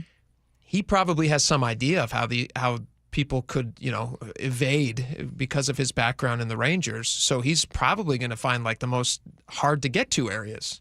How many people would be involved in a search like this? How would they even figure that out? A search like this, being that it's only law enforcement doing it, that's really hard to say. If he was just a guy, right, that was just wandered off from his campsite, You would have mountain rescue teams. You would have ESAR teams. You would, of course, you have 4x4 teams that are like, running people up Forest Service roads and things like that. Eventually, every search, comes to an end once you kind of exhaust your manpower and your efforts. And if you've essentially looked everywhere they could reasonably be, you can stop looking.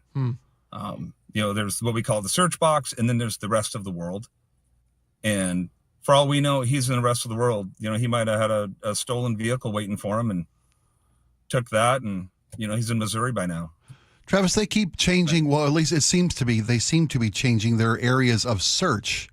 Whether it was off of 97 yesterday or the day before, it was up near a different location. What ways do they have to kind of monitor where he is? They clearly are going on some kind of leads, right? Is it electronic? Well, I mean, they might be seeing something from the air, right? That would be a great way to search for somebody like this. The best move would be at night when they're really not moving as much. You've got so many agencies: Snohomish County Sheriff's Department, King County. You've got Whidbey Island. The helicopter team there, that all have, forward-looking infrared where they can search at night and just see anyone moving, right? They can see deer, bear, rabbits, anything running around. But I don't know. I mean, usually when the search jumps around like that, there would have to be some sort of a credible find, maybe a garment, or someone found some, fresh hole that was dug that looked like someone slept in it.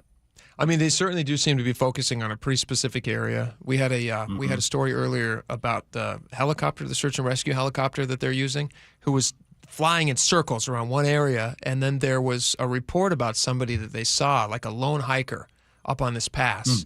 And when the helicopter saw the lone hiker, he ran, or she ran, whoever the hiker was. The hiker ran from the helicopter, which is, in your experience, does that sound like the behavior of a normal hiker?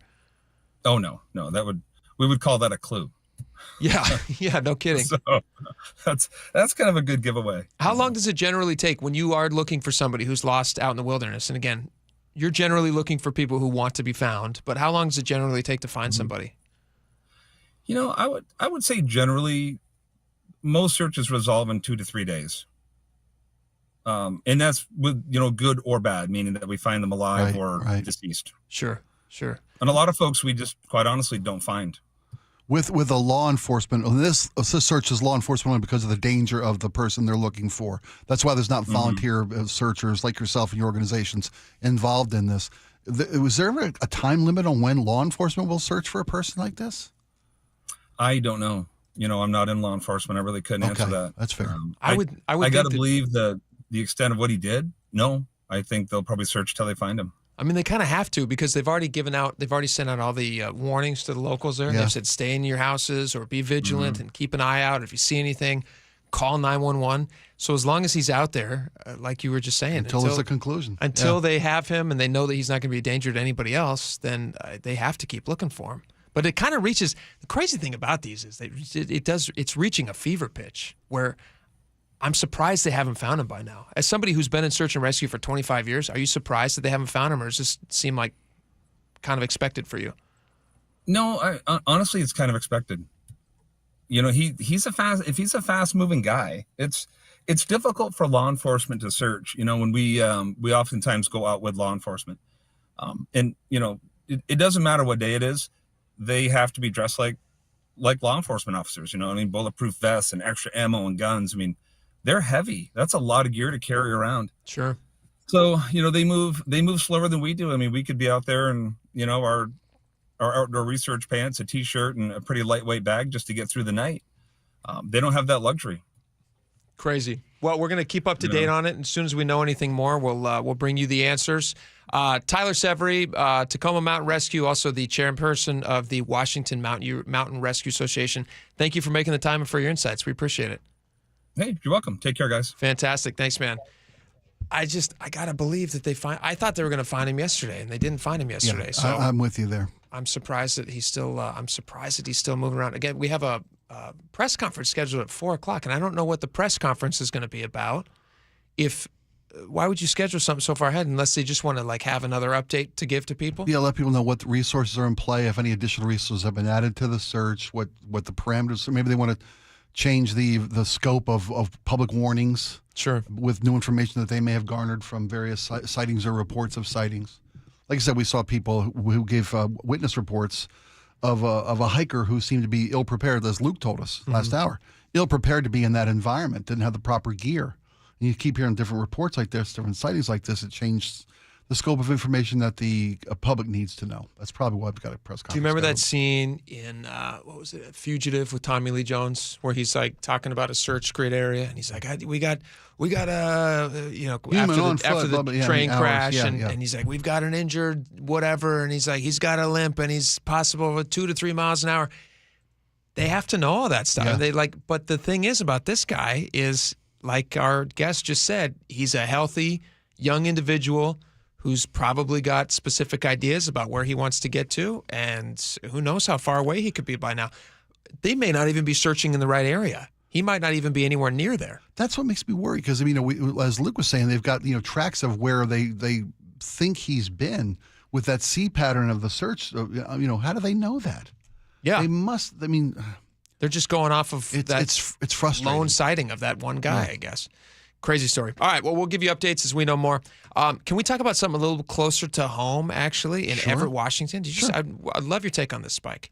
So apparently in Everett, Washington, which is a town that I have spent many, many years in growing up, Everett, Washington, there was a community-led initiative to increase the minimum wage. So the minimum wage in Everett is already $16.66 an hour. Correct. And now they're going to be raising the minimum wage in Everett to, I believe the new number is going to be $20.24. $20.24. If you are a company that has 500 or more employees. That's what I like about this increase. It's scaled to not be backbreaking to smaller businesses. Okay. If you've got a business with 14 employees or less, the minimum wage won't go up at all. It will stay at $16.66. Between 15 and 500, it jumps up to, I think it's $18.24. Sure. And then anything over $500 or 500 employees or more, that's when you're making the $20.24 an hour. I think that's good. That's a big jump, though. I'm surprised they picked such a low number, because 14 is, it might be a local mom and pop Mexican restaurant. It might be whatever. But just an extra employee, you're jumping up $2 an hour for every employee. That threshold, yeah. Why would you hire anybody new? If you had 14, you'd never hire anybody new. That's the downsize. You're exactly. People are going to cap their employment rosters to not jump in. And to go from 15 to 500 is a massive number. That's a big swath. So why not? I mean, why not just make that first number 100? Less than 100 employees, you pay the lower wage. If you have 100, because then if you have 100 employees, that's practical. That's good. Yeah. But 14 to 15 seems like such an arbitrarily weird low number. Why would they do that? That doesn't make sense to me. I like the 15 and less. I like that number, because that's. I mean, if a difference between a business that has 7 employees and 75 employees, that's a difference. That's a big difference. No, that's in the amount of payroll. We're saying the same thing. Yeah. I like the idea. I don't like the idea that like a community-led initiative, now they're just going to pick an arbitrary number. I don't know how they arrived at $20.24. I'm sure there was research involved in what the cost would be per business, what type of business earnings could withstand the additional payroll costs. I almost guarantee you none of that happened. Yeah, really? You yes, think so? Of course. You think a community-led initiative by people who are factoring in how this is going to hurt businesses? No. I think there was. I bet there was. I think the local business community. You're like the nicest guy. You're such a kind person. I want things done. The best about people. You have to. Here's what I think happened. Honestly, here's what I think happened. Okay. I think you had probably some sort of a unionized person who decided living wage conversation, all of that, yada yada. Let's get as much as we can. I don't really think they considered businesses. That doesn't make sense to me. I don't think they consider businesses at all. I thought they probably thought, what's the most we could ask for before people? No, seriously. This is the threshold of pain. No, you're right. Before people start going, well, this is too much, and how dare you ask for too much? That's how all marketing works. Because the idea that you're going to start raising the minimum wage for people with think of a person who has 17 employees. They're going to have to make that decision now. You have a business with 17 employees, which is not a massive number. Like any small restaurant probably has 17 employees who work part-time. You have a bunch of high school kids.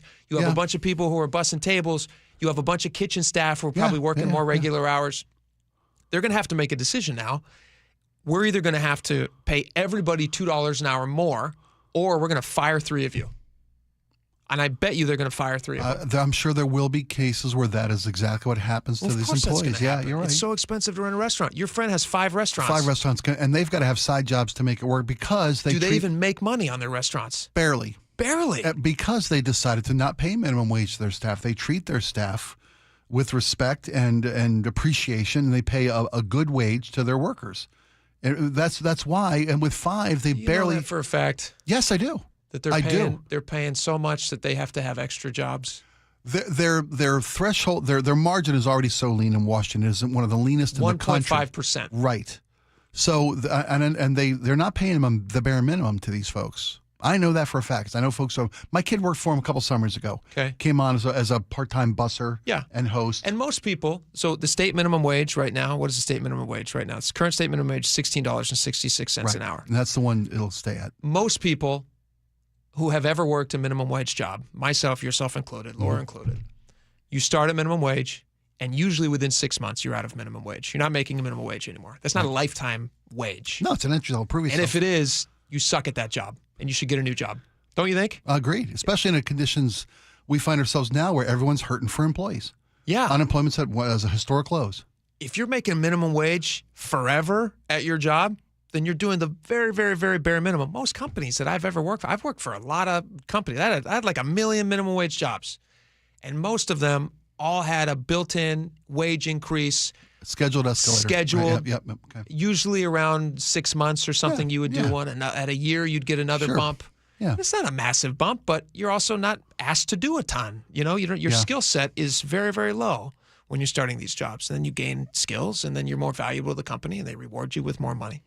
But for these companies, I feel really bad. 15 employees is suddenly going to have $2 more an hour, which to me doesn't make sense. That's a weird, arbitrary number, and I think Everett made a misstep here. Well, the problem is if they're not making this increase, people aren't going to work. I mean, Bellingham that's in the same story we're reaching from my Northwest. Bellingham is now $18.66. In May, they jumped $2 an hour up. Yeah. I think it's Everett's the 7th city in Washington that's raised their So you think the reason that they raised this is because nobody will take any jobs in Everett? They can't find people to work for $16.66. I mean, obviously there were. Do you know that to be true?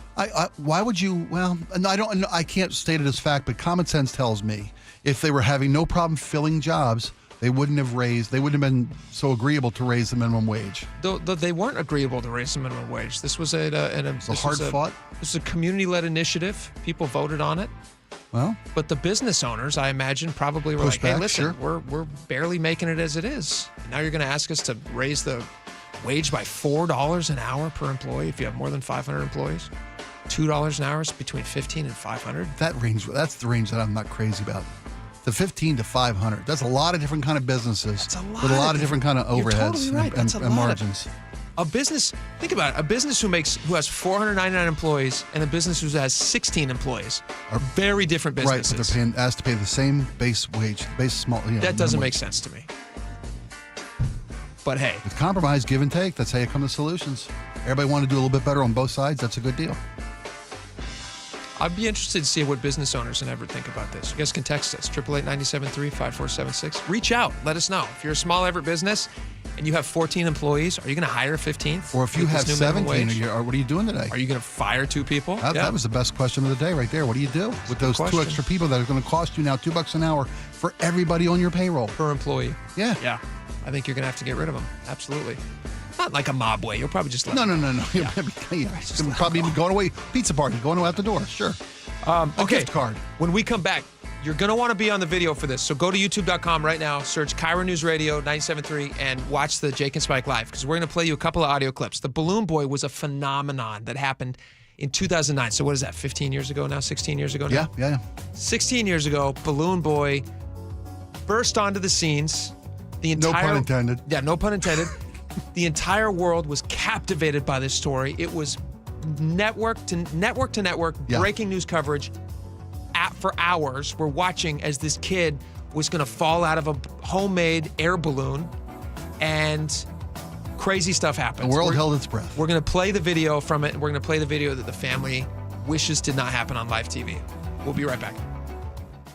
This hour is brought to you by Insulation Northwest. Hey, it's Jason Rance. I'm here with our local tax expert and advocate, Greg Nunn of None Better Tax Resolution. Greg, people often think about the financial obligations when they owe money to the IRS, and it's crushing them, but it's also crushing their spirit. You know, it does. And folks, look, I know when you are in a place where you're owing money or you know you haven't filed, it starts building that emotional pressure on you. And I imagine for a lot of folks, the fear of getting called at work or having other people find out about what they owe is just adding to the stress. Everything, I think, adds to the stress. And I just want everyone to know, too, that we're non-judgmental. And the most difficult thing you might have is picking up that phone and calling for someone to help you. If you're having trouble with the IRS, you have to call Greg Nunn of None Better Tax Resolution. From stress to success with IRS Solutions. 425-947-1967 or Google NUNN. None Better Tax Resolution. This is Secret Clinical dominating extra stinky stress sweat.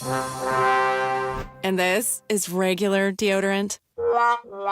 Secret Clinical in a heat wave. Oh, what a beautiful day. This is regular deodorant. Ugh, I can't. Secret Clinical with workout sweat. Let's run another marathon. And regular deodorant. How much more? Secret is the GOAT. Because nothing fights sweat better. Stay fresher under pressure.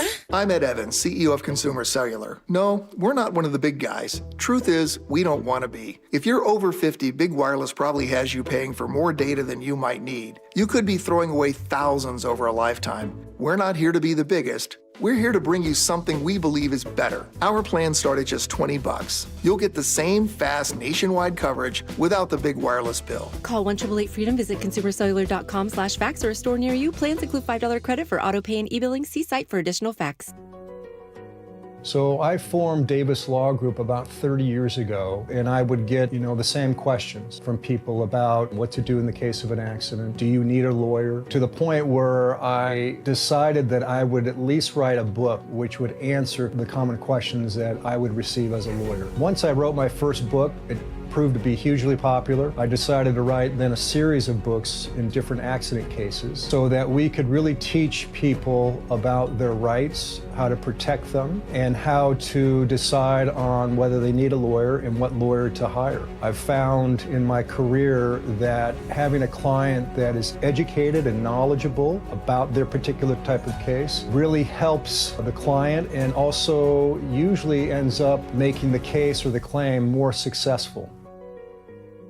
To get your free copy of any of my Washington accident books, visit WashingtonAccidentBooks.com. I just learned 10% of our electricity in Washington comes from nuclear energy. I've heard it's reliable and has a small footprint, but what about the waste? It's not what you might think. No overflowing dumpsters or leaking barrels. Used fuel is safely stored in solid form after powering homes, schools, and businesses for years. All nuclear power plants in the U.S. store their used fuel responsibly to protect the environment. Where can I learn more? You can learn about nuclear energy and used fuel at energy-northwest.com. Energy Northwest, powering our clean energy future. Calling all contractors and equipment operators. The James G. Murphy Auction Company rolls out this month one of the biggest heavy equipment auctions of the summer. On the block, find an incredible collection of heavy equipment, contractors' equipment, and vehicles, like a 2004 John Deere 400C rock truck, a 2010 John Deere 450D LC excavator, a 2001 John Deere 650H LT dozer, and a 2014 Kenworth T800. In contractors' equipment, we have attachments, live edge and dimensional lumber, contractor tools, even a wheel wash system, and much more up for bid. Whether you're building roads, moving earth, or running a construction outfit, we got what you need. Bidding starts 10 a.m. June 12th and closes at 10 a.m. June 19th. Preview all items June 17th and 18th from 8 a.m. to 4 p.m. at our location in Marysville, 3803 136th Street Northeast. For pictures and details of all items, visit murphyauction.com. That's murphyauction.com. G. Scott here with former Seahawks Cliff Averill and Doug Baldwin. I heard you guys are having a celebrity pickleball tournament to raise money for Nourishing Champions. Why pickleball? Obviously, it's a growing sport, but also this model is that we will actually be playing with community. We are the most competitive people, so regardless of how sorry Doug might be, he will be out there competing like it's a Super Bowl. Sign up for the Celebrity Pickleball Tournament, open to all skill levels. For details, go to championsofchangefoundation.org/pickleball. Experience the thrill of seeing orcas and humpback whales with Puget Sound Express. Join their family-run tours for guaranteed whale sightings, departing daily from Edmonds. These are Seattle's most popular and well-reviewed whale tours. Book now at PugetSoundExpress.com. KIRO News Radio 97.3 FM Northwest News. Now, the latest from KIRO News Radio and mynorthwest.com. Good afternoon. I'm Aaron Granillo. Seattle now bracing for an anti-ICE rally later tonight. This after police arrested protesters at a demonstration last night. KIRO News Radio's Luke Ducey reports a crowd of dozens surrounded the downtown federal building for hours. Later, that rally grew violent. KIRO 7 TV reporting some protesters threw rocks and bottles at the federal building. There are reports that several people were arrested. Police also used pepper spray, which got inside the building, apparently. Here's a federal worker. I feel it going through my nose and throat. My boss told everybody head home early. For today's rally, organizers say they want the Trump administration to end all deportations immediately, and they're calling on people to take their protest to the streets. Tonight's rally set for 7 o'clock at Cal Anderson Park on Capitol Hill, and we will be covering it live for you. Now to the closing bell report. President Trump took to social media today, calling it a done deal with China. PNC Chief Economist Gus Fauché says final details on that trade agreement still need to be worked out. But I think this does provide more clarity, and it looks like it's going to remove some of the uncertainty that is out there surrounding tariffs from China, imports from and exports to China. Deal includes China relaxing restrictions on shipments of valuable rare earth minerals and magnets, while the U.S. will allow Chinese students to attend American universities. Tariffs would still be in place, including 55% levies on imports from China. You might notice some empty shelves at PCC or Whole Foods this week. KIRO News Radio's Amanda Factor tells us why. There's been a cyber attack on their main distributor, United Natural Foods. The company says it found suspicious activity on its systems last Wednesday, so they shut those systems down. PCC told the West Seattle blog it's working with other suppliers to restock, but the shortage was bad enough they had to cancel a food drive. Whole Foods says it's also trying to restock shelves and says sorry for the trouble. Amanda Factor, KIRO News Radio. At the close today on Wall Street, losses. We saw the Dow down just 1 point, S&P off 16, the NASDAQ lost 99 points. Now to the Beacon Plumbing traffic desk, and seeing average travel times right now, no major blocking on the map, just some heavy volume from right around Shoreline into downtown Seattle. Right now, the Linwood to Seattle Drive taking you 45 minutes, does clear up nicely once you reach past the West Seattle Bridge. Bellevue to Renton, that is a 31-minute drive, a little thick out of downtown and approaching Newcastle. Breton to Puyallup is average for this time of day, about a 40-minute trip. Tacoma to Olympia, just some of those slowdowns right around JBLM. Lake bridges are open, and the drive up into the North Sound into Everett is wide open as well.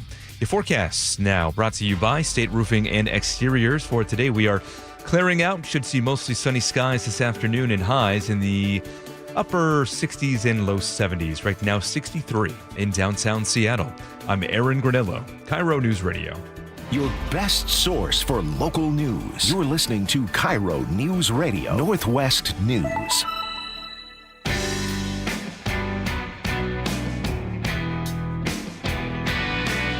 Welcome back to the show.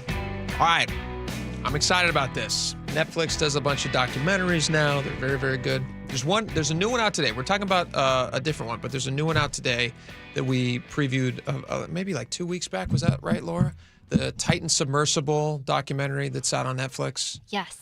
Yeah. Today breaks? Yeah, it's out today. People can watch it today. The Ocean Gate submersible disaster. Yes, absolutely. I will be watching that probably tonight. I've been excited to watch it. I'm just endlessly fascinated with that story. But I'll be watching America's Sweethearts, the Dallas Cowboy cheerleaders. Oh, you will? No, I won't. Oh, okay. That's another one available. If you're Netflix, what is it about documentaries that draws us in so much? The fact that it's real? I think it's our age. I think we're getting to the point where we like to see real things. Okay. Yeah. And they harken back memories. Did you like documentaries when you were young? Not really. I mean, I liked watching like wild animals, but I wasn't super into documentaries. Yeah, nature shows are different. Yeah, but the documentary format is really... It's the best. It's riveting. It's great storytelling. The good ones are just, there's nothing like them. There's two Okay, we'll talk all about Balloon Boy in just a second, which I'm very excited to talk about. But there's two documentaries that I can think of instantly that come to mind that I think are the best documentaries I've ever seen. Okay. One is HBO's The Jinx. Have you seen that? Yes. Laura, have you seen The Jinx? Oh, yeah. Okay. I recommend that to everyone. If you're just going down the rabbit hole of like wanting to have really fun documentaries to watch that are fascinating, just like completely engrossing, The Jinx is that documentary to start on. And it's, how many episodes is it? It's like 5 or 6 episodes. I think that sounds right. Maybe 10. I don't know. It's episodic. Maybe it's 8. Could be 25. I don't know. But at the end, like something happens at the end. I don't want to spoil it for you if you haven't seen it, but it's unbelievable. I was out of my chair. Yeah, like, me too. Rewinding. Yes. Is this really happening? Yes. It's so good. The filmmakers, when they made that, did you guys know? Oh, I don't want to spoil it for people if they haven't seen it. I'll say this. They realized they caught something on tape as they were editing that they had no idea. Months later. Months later, they didn't even know about it. And Yeah. then they see it and they go, what? Yep. Or they heard it.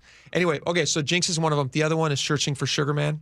Did you see that? Yes, I saw that one too. That was fantastic. Unbelievable. That's another one. Laura, have you seen Searching for Sugar Man? No. Okay. But you guys have found my one movie niche, which is documentaries. Okay. Go watch this weekend. I'm not going to say you have to do it tonight because that would be too tall. Well, I'm watching the Titan Submersible documentary. You're watching Titan tonight. Obviously. Yes. But you need to go watch Searching for Sugar Man. It came out, I want to say it came out 10 years ago. Probably about that. Early teens. Early teens. Yeah. It won an Oscar. Yeah. It's an unbelievable story. You cannot believe what you're seeing. It's like The Jinx, but happy. If that makes sense. That's yeah. All right. That's all I'll say about those two things. Balloon Boy. Let's get back to Balloon Boy. Not happy. Well, interesting. Interesting. And the fact that Not sad. It wasn't tragic. Yeah, it wasn't tragic. It was just a bizarre story.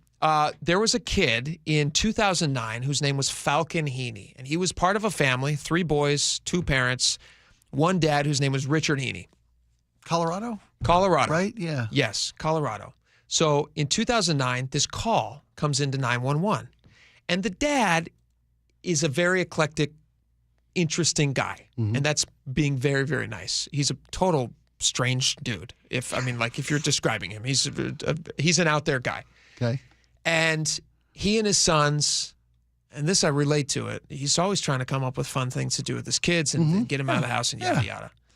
What we don't know when it happens is that I guess he had been trying to get his family. That was in the early days of reality TV. Correct. He was trying to get, allegedly, he was trying to get his family like onto some sort of a reality TV situation because he thought, oh, my family's so eclectic and crazy. Yeah, he's Wouldn't an it be fun to innovative watch? dad, fun-looking kids, 3 boys. 3 boys, Right. their crazy life. Yeah. Everybody thinks their life is more interesting than it is, but whatever.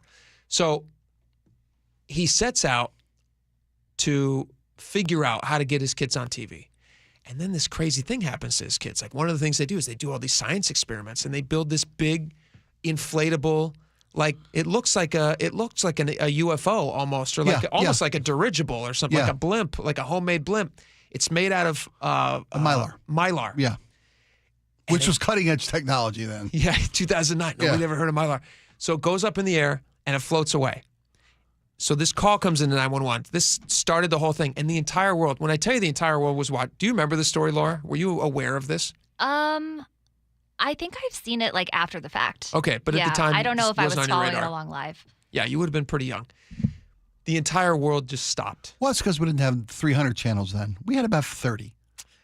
It's also just one of those stories. It's like you cannot imagine something more terrifying. Right. Yeah, what he was fair. alleging was that his son climbed into this homemade airship that they made, and without any ability to control it or bring it down, the thing floated away. Right, with his boy aboard. With his 5-year-old, 6-year-old boy. And we all know how, rascally little kids are. It's totally a believable story. We don't know the size of this thing. We all think to ourselves, oh my gosh, This thing is floating up there. Yeah. God knows how high. So they end up getting like helicopters to follow it, and they're filming it and they're watching it. It's like CNN, nationwide, international coverage. CNN, MSNBC, Fox News, every station was taking live footage from helicopters following it, trying not to get too close. Right, but there's from a a kid safe inside. distance. There's a kid inside. That's what we were led to believe. There's a kid inside.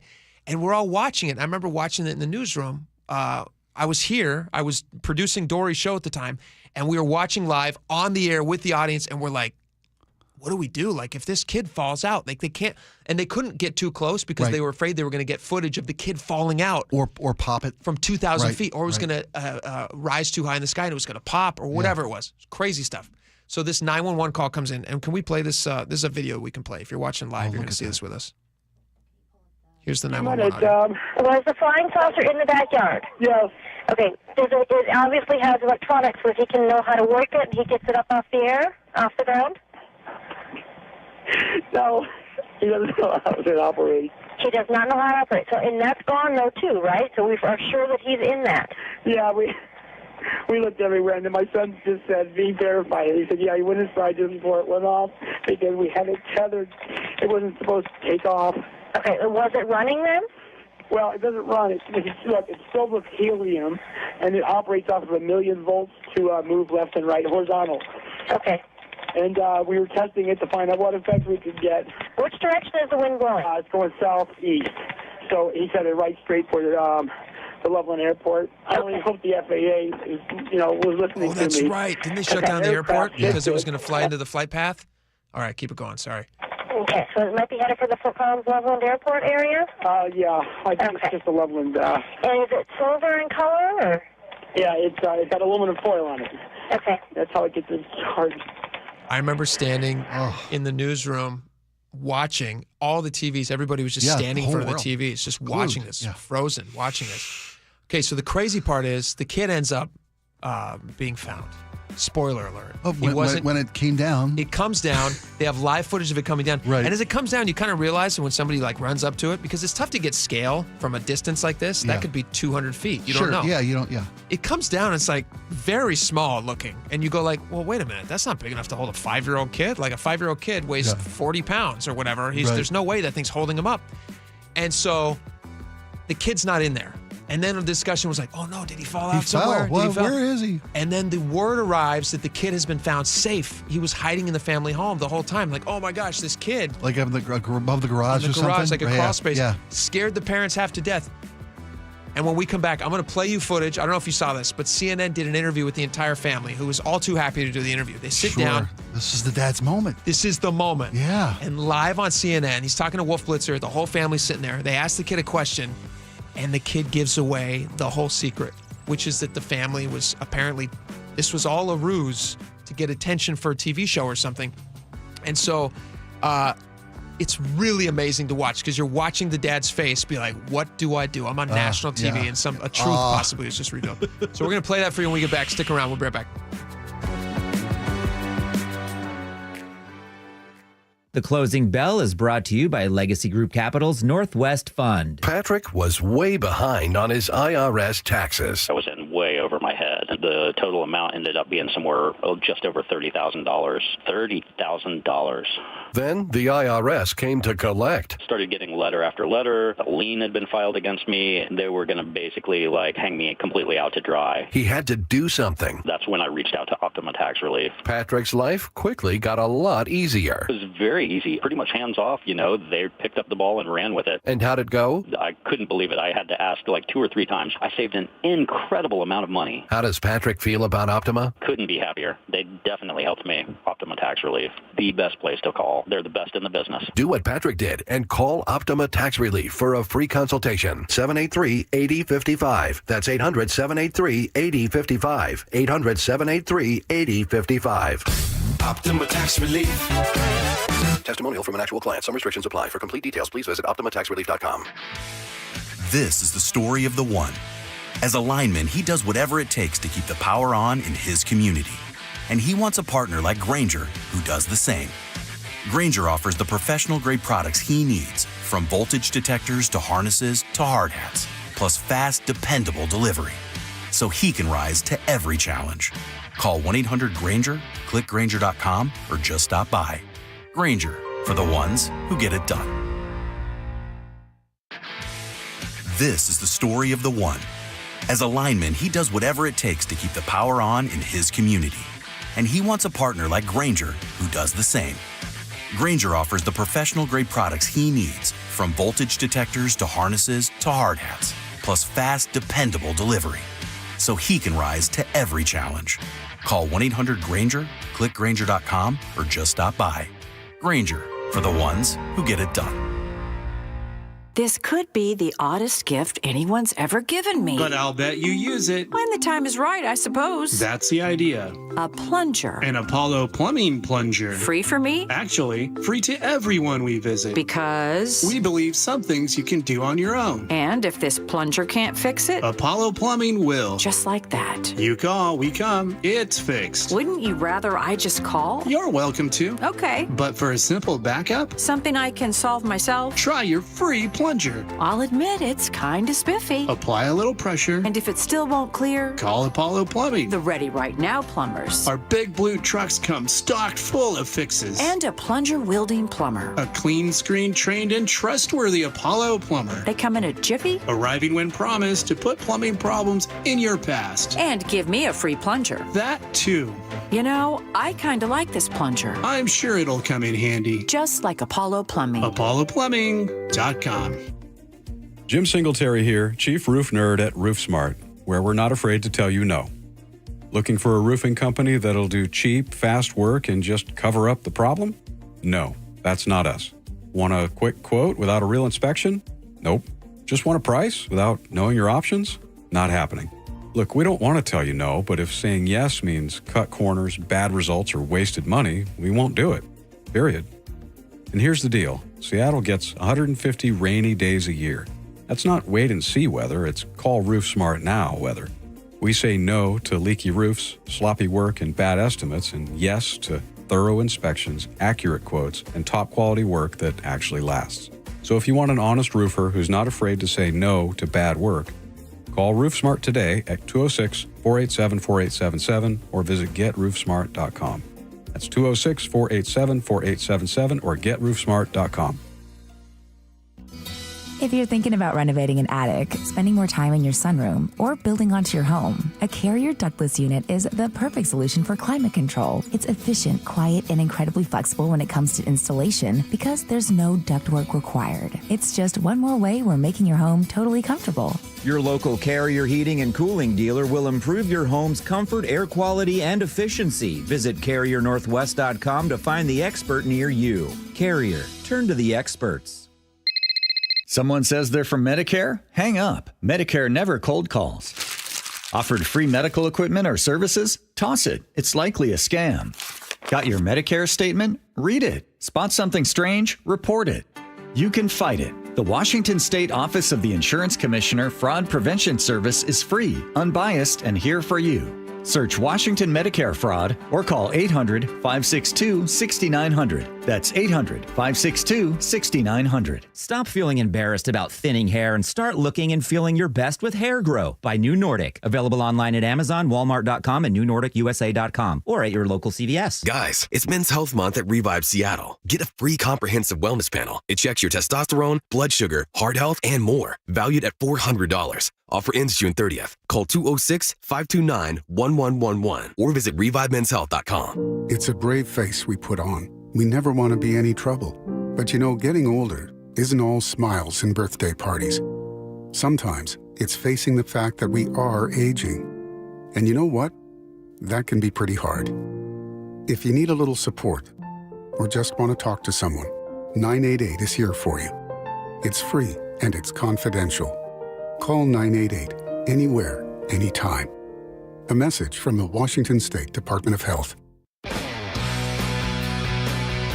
right, welcome back to the show. We're talking about Balloon Boy. There's a new documentary Netflix is coming out with soon, and I'm very excited about it. Obviously, you can tell.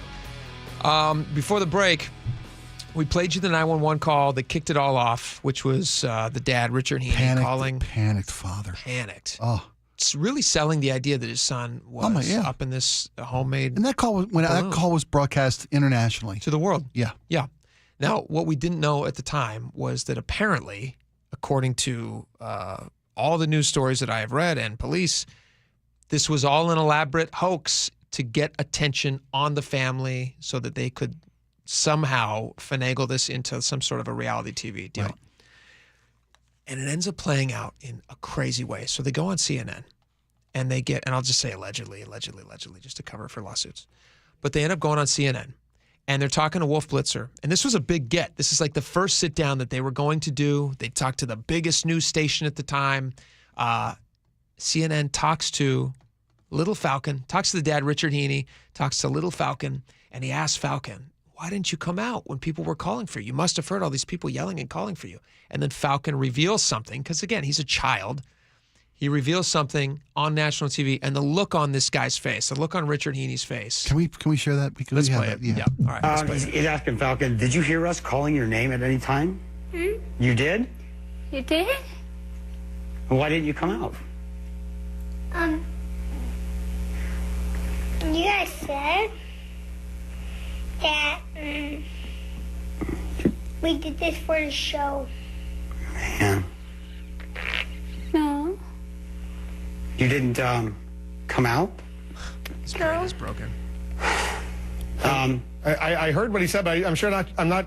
It wasn't really clear. What was his reasoning why he heard you screaming Falcon, Falcon, and I'm sure he heard his mom screaming Falcon, Falcon. But why didn't he come out of the garage at that point? Well, whenever we tell him things like, it's a bad thing to do, he does go and hide. He cowls down. And, like, if we go to the store and he wants to buy some candy or something. He is just sputtering. Yeah, he knows the jig is up. Totally. And you see his body language, too, on the video. Just his face drop. He doesn't want to look back at the camera to CNN when Falcon says it was all for the show. Why didn't you come out? Because we did it for the show. What? You didn't come out? It's like, wait, what? No, that's not what he asked. Crazy. All right, we got to play a little bit more of this. I'm just fascinated by it. I have to tell him no, so he's always behind. I mean, the other boys are always telling him, hurry, Falcon, hurry. So he does tend to do that. Did you think, Mayumi, did you think it was possible that the Falcon was just hiding out this time and was not necessarily on board that balloon? We searched any place, even the small drawers, and possibly Falcon can fit it in any part of the house, and we couldn't find him. Also, we searched the kids' friends' houses. He might be visiting. We went through possible any places. So just one of those endings to a story. That wasn't actually even the full ending, because then there was all of this, like, were they misleading officials? Were they purposely misleading? Resources were used. Then they continue. Oh my gosh, resources were used. Helicopters, all these different people. And then the kids end up years later. Laura, can you look this up really fast? I'm sorry to put you on the spot, but do a quick search for the Heaney Boys. They ended up like starting a kid rock band. And then the dad was their manager. No. Did you see this? No. Yeah, and as they got older, I don't know what they're at now. I think these kids are like 20 now or something. But like when they were young teenagers, like tweens, they were going around with a hard, heavy metal band as the Heaney Boys playing. And their dad, did you see the picture of these kids? At this. Oh, all right, Laura, can we pull something up real fast? All right, here we go. This is the Heaney Boys performing God knows what. I don't know what it is. But you could, the pattern here of them seeking attention, right? It's just never ending. Fame was the family business. That was the intent. Absolutely, it seems to be the family business. Oh my gosh! All right, this is the Heaney Boys performing something. Up and away in my beautiful balloon, the metal version. Is that what they did? That would be perfect. Taking a minute to load. Sorry. We should try to get this guy on. Can we get this guy on? Is he still with us? Do we have a good taste filter on our machine that won't let us play really bad, no thanks, bad ideas? That's funny. Are you going to watch this documentary? I am going to watch this documentary. I'm fascinated by people who think they can do this. I mean, just I'm smarter than the world. Yeah. I'm going to just pull one over on all of the entire media machine. All right, is this them? No, this is Brady. Oh, is this Brady sitting us out music? All right, It's well, we don't time to have it. go. That's all right. That's all right. We don't have it. There's a band called Not the Heaney Boys. No, I got it. You got it. All right, pull it up real fast. Pull it up real fast. Hold on, Brady. Oh, look at them. No, they're getting Winners audio. all. Do we have audio of this? Is this the Heaney Boys? No, I just found their currently active Facebook page. Currently active Facebook page. Do they have a lot of people who are interested in the Heaney Boys? They must. Strange enough, no. They must have a song called Balloon Boys. They must. They don't. They totally don't know. They don't know the business of fame. That should be part of their show experience. All right, we got a lot more coming up. There is a lady, a local lady. This is a very sweet story. And Spike, you and I need to put our detective hats on. Okay. A local lady who had a wooden bear carved out of a log for her late husband, right? It was a gift from her late husband. Is that right, Laura? This wooden bear that went missing? Yeah. She's had this bear since 1991. And somebody stole it. And we have the most, if you're not watching the video stream, you should for this segment, because we have the most adorable pictures of how Mary Lee has been decorating this bear seasonally. In remembrance of her husband. Yes. And the bear has now been taken, and she's going to join us. She's going to tell us about it. And Spike, you and I and Laura are going to get our audience together. We're going to solve this crime. Okay, great. The case of the missing something bear, which we got to come up with. All right, we got a lot more coming up. Stick around for that. We'll be right back. Are you looking at senior living options for you or a loved one? If so, you likely have many questions, like, what can I afford? How long will my savings last? And if I run out of money, will I have to move out? If these questions are weighing on you, I'm here to talk you through different solutions. Hi, I'm Amanda from Care Partners Senior Living. At Care Partners, we're focused on offering high-quality, compassionate care at very affordable prices to help stretch and preserve your assets. And if you ever run out of funds and need to convert to Medicaid, you won't have to move. We have vibrant communities throughout Western Washington, Spokane, and Arizona offering independent, assisted living, and memory care. Our caregivers are some of the most loving and genuine people you'll ever meet. Stretch your assets, preserve your estate, and never worry about moving. That's peace of mind and the Care Partners Living difference. Learn more at carepartnersliving.com.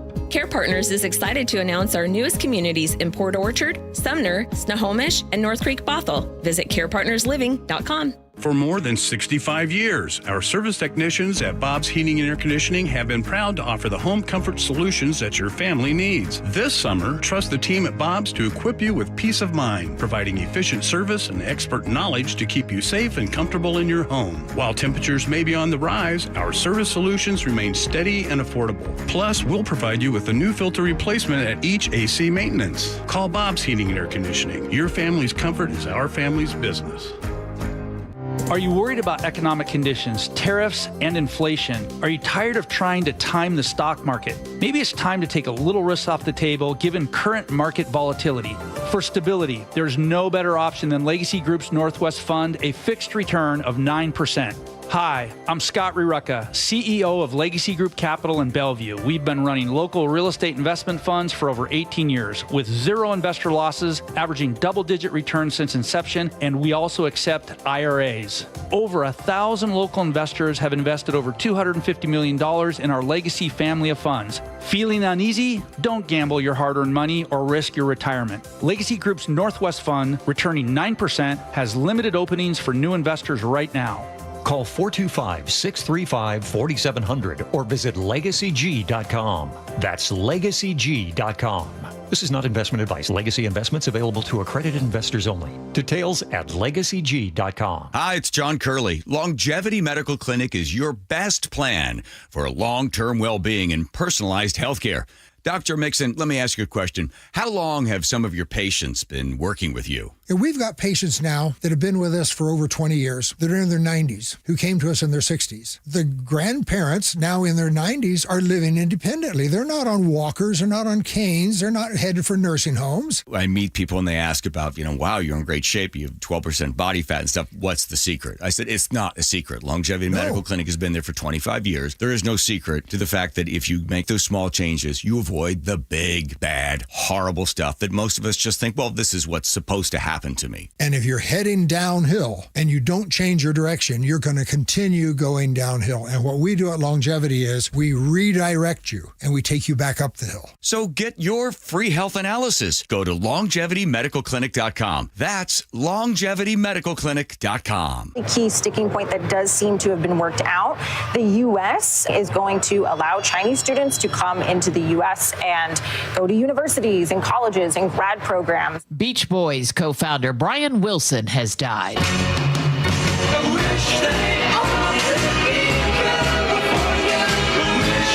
Wilson was 82. He was considered a pop visionary whose success rivaled the Beatles throughout the 60s. Joe Levy is a contributor to Rolling Stone. He is a shaper of American myth and American culture.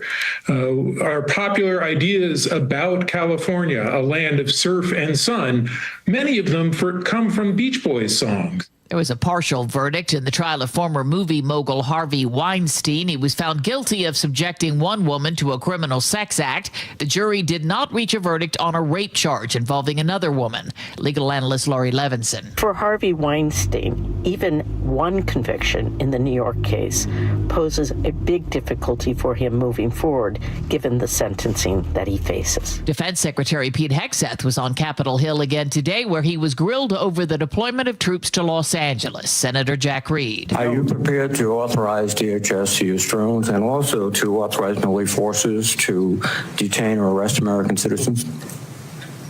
Senator, every authorization we've provided the National Guard and the Marines in Los Angeles is under the authority of the President of the United States, is lawful and constitutional. They are assisting in defending law enforcement officers and law enforcement facilities. So the answer is yes. The execution of their job the answer is yes. In the city of Los Angeles. Survivors and family members of the Pulse nightclub massacre in Central Florida were walking through the venue this week. It will be raised and replaced with a permanent memorial. Buddy Dyer is the mayor of Orlando. We thought it would be appropriate to give families and survivors the opportunity to visit the building. None of them have been in there for the past 9 years. 49 people died in that shooting. On Wall Street today, stocks finished flat. The Dow Jones Industrial's off just 1 point. This is CBS News. A word from Progressive Insurance. Life can be hard, so Progressive can make bundling your home and auto easy. Hope that helps. Learn more at Progressive.com or 1-800-PROGRESSIVE. KIRO FM and HD1, Tacoma, Seattle. Coming up, deputies expand their manhunt in the mountains near Leavenworth. But first, we go to the Beacon Plumbing Traffic Desk, and we look at a pretty decent map for this time of day. Right now, a 48-minute drive from Linwood to Seattle with those typical slowdowns right around, we'll say, 145th in the shoreline area. We start to see the slowdowns begin. Looking at a 40-minute drive now from Renton to Puyallup and about 30 minutes from Bellevue to Renton. You're pretty thick out of downtown. Does clear up nicely, though, once you reach past Victoria. But just getting word now about a potential new incident heading southbound on 405 right around Victoria. We'll keep an eye on that for you. Heading up north into Everett, about a 45-minute drive from Seattle or Bellevue. Renton to Puyallup is 50 minutes, and lake bridges are wide open. Again, no major blockings on the roadway right now. This report brought to you by KIRO Newsradio. KIRO News Radio, 97.3 FM, Northwest News. Now, the latest from KIRO News Radio and mynorthwest.com. Good afternoon. I'm Aaron Granillo. The community of Peshastin is on edge as the search for Travis Decker expands. Deputies believe they are close to catching the man who's accused of murdering his 3 daughters. KIRO 7 TV Samantha Lamibao was in Peshastin watching search crews at work. We actually saw them drive south down Highway 97 down to Cle Elum area, but they haven't been specifically able to tell me exactly where that search is heading. Yesterday, it all centered around Ingalls Creek in the Valley High neighborhood with a tactical team that went into the woods on ATV as well. Chelan County Sheriff Mike Morrison tells News Nation they are working on a tip that a lone hiker was recently spotted in the Enchantments area. We recognize that Mr. Decker's running scared. He's the coward that we've always known him to be. There is a $20,000 reward for any information that leads to an arrest. Bremerton police are looking for a suspected arsonist. KIRO 7 TV's Lindsay Sheldon reports they believe the same suspect is responsible for 5 fires, including 2 trucks set on fire, a brush fire, and a structure fire. All of them happened on either Washington Avenue, Callow Avenue, or Burwell Street. They say all the fires happened yesterday afternoon and early this morning. If you have any info or if you have any videos of the fires, you're asked to call police. King County Council has no confidence in County Assessor John Wilson. Members voted unanimously yesterday, calling on Wilson to resign amid allegations of him stalking and harassing his former fiancée. I see it as a pattern, a very dangerous pattern, and certainly not one that we want in our highest levels of government in King County. That is Councilmember Gurmai Zahalai, who's running against Wilson for county executive. Wilson arguing politics are at play here. He is dealing with a temporary restraining order and says he will not step down. Governor Bob Ferguson warning state agencies to brace for more cuts. Washington State Standard reports the governor's office says the budget outlook is getting worse, even after passing a $78 billion plan with new taxes. Ferguson says he wants agencies to freeze hiring, limit travel, and avoid asking for new money. Your forecast now, brought to you by State Roofing and Exteriors. A nice afternoon after some clouds this morning. We're clearing out. We'll see temperatures top out right around 70 today. Right now looking at 64 degrees in downtown Seattle. I'm Aaron Granillo, KIRO News Radio. Your best source for local news, serving Western Washington and the world with a KIRO News Radio app. Always streaming live on your smart speakers. You're listening to KIRO News Radio, Northwest News. It's the all-new Jake and Spike Show on KIRO News Radio. Welcome to the show. 2 hours down, 1 hour to go. But don't be depressed. It's going to be a very good hour. You're going to have a lot of fun. A lot of information coming your way. This first story that we have for you, we're very lucky. We have a guest who's going to join us in just a moment, and she needs our help. She needs your help. If you're listening right now, whatever you're doing, cancel it for the next few minutes because you need to be listening to the details of this new case. Spike and I and Laura, we solve crimes from time to time, and we've got another one to bring to you right now. Jake and Spike in the moonlight haze, cigars and whiskey in a smoky maze. Clues on the wind, they catch the scent. Every shadow whispers where the time went. Snap those fingers as the rhythm flows. The duo's got secrets only they know. Footsteps echo on the midnight street. Jake and Spike with danger and mystery meet. That's us. They chase the trail in a People may not know this. If you're new to the show and you're just listening, or you should be watching us right now. We have a great interview. We're going to bring a lovely lady on with us in just a second. But Spike and I have legitimately solved a few cases. It started with the case of the missing mini donkeys, shortly to be a children's book. And then we branched out. We said, if we can solve this case of these missing mini donkeys. Harder to say than it was to solve. It was. We solved it in like 2 days. It was great. It was amazing. Because the audience, they stepped up. Well, when I say we, I mean the royal we. You, myself, Laura, the audience. Hundreds the of audience is thousands listening. Yeah. Wisdom of the crowd. Yep. We also solved the case of the lost Liberty Bell. Correct. Which was another one. Yep. We had the world's preeminent expert on fake Liberty Bells on with us.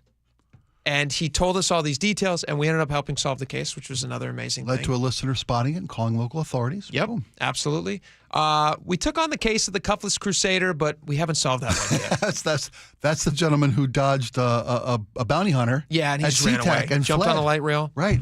Ironically, the only person to ride light rail was him, and they still couldn't figure out who was on light rail. Spike, you came up with that name. That was a great name. No, Laura did. Cuffless Crusader, that was a great name. Also, the case of the Torch Trestle. We're still working on that one as well. That one too, sure. Down in the shadows of Mount Rainier.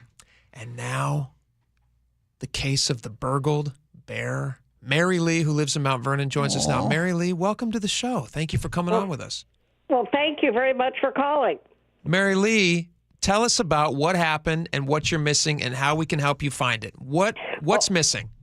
Okay, what is missing is my Christmas present from 1991. It's a hand-carved bear that stands approximately 4 feet high and weighs approximately 75 pounds. This bear, my husband and I lived in Kirkland at the time, and he had his own wheelhouse tree service in the Redmond-Kirkland area. And he had cut a tree down and took the log to a carver out in Falls City and had this bear carved by this man. I can't remember his name. And that became my Christmas present for 1991, and it was our first Christmas together. Oh, that's very sweet. We have a picture right now. If anybody's watching live on our camera stream, you can see the missing burgled bear on your. Is this a picture of your porch? I assume the bear. He's got a little green bow tie on.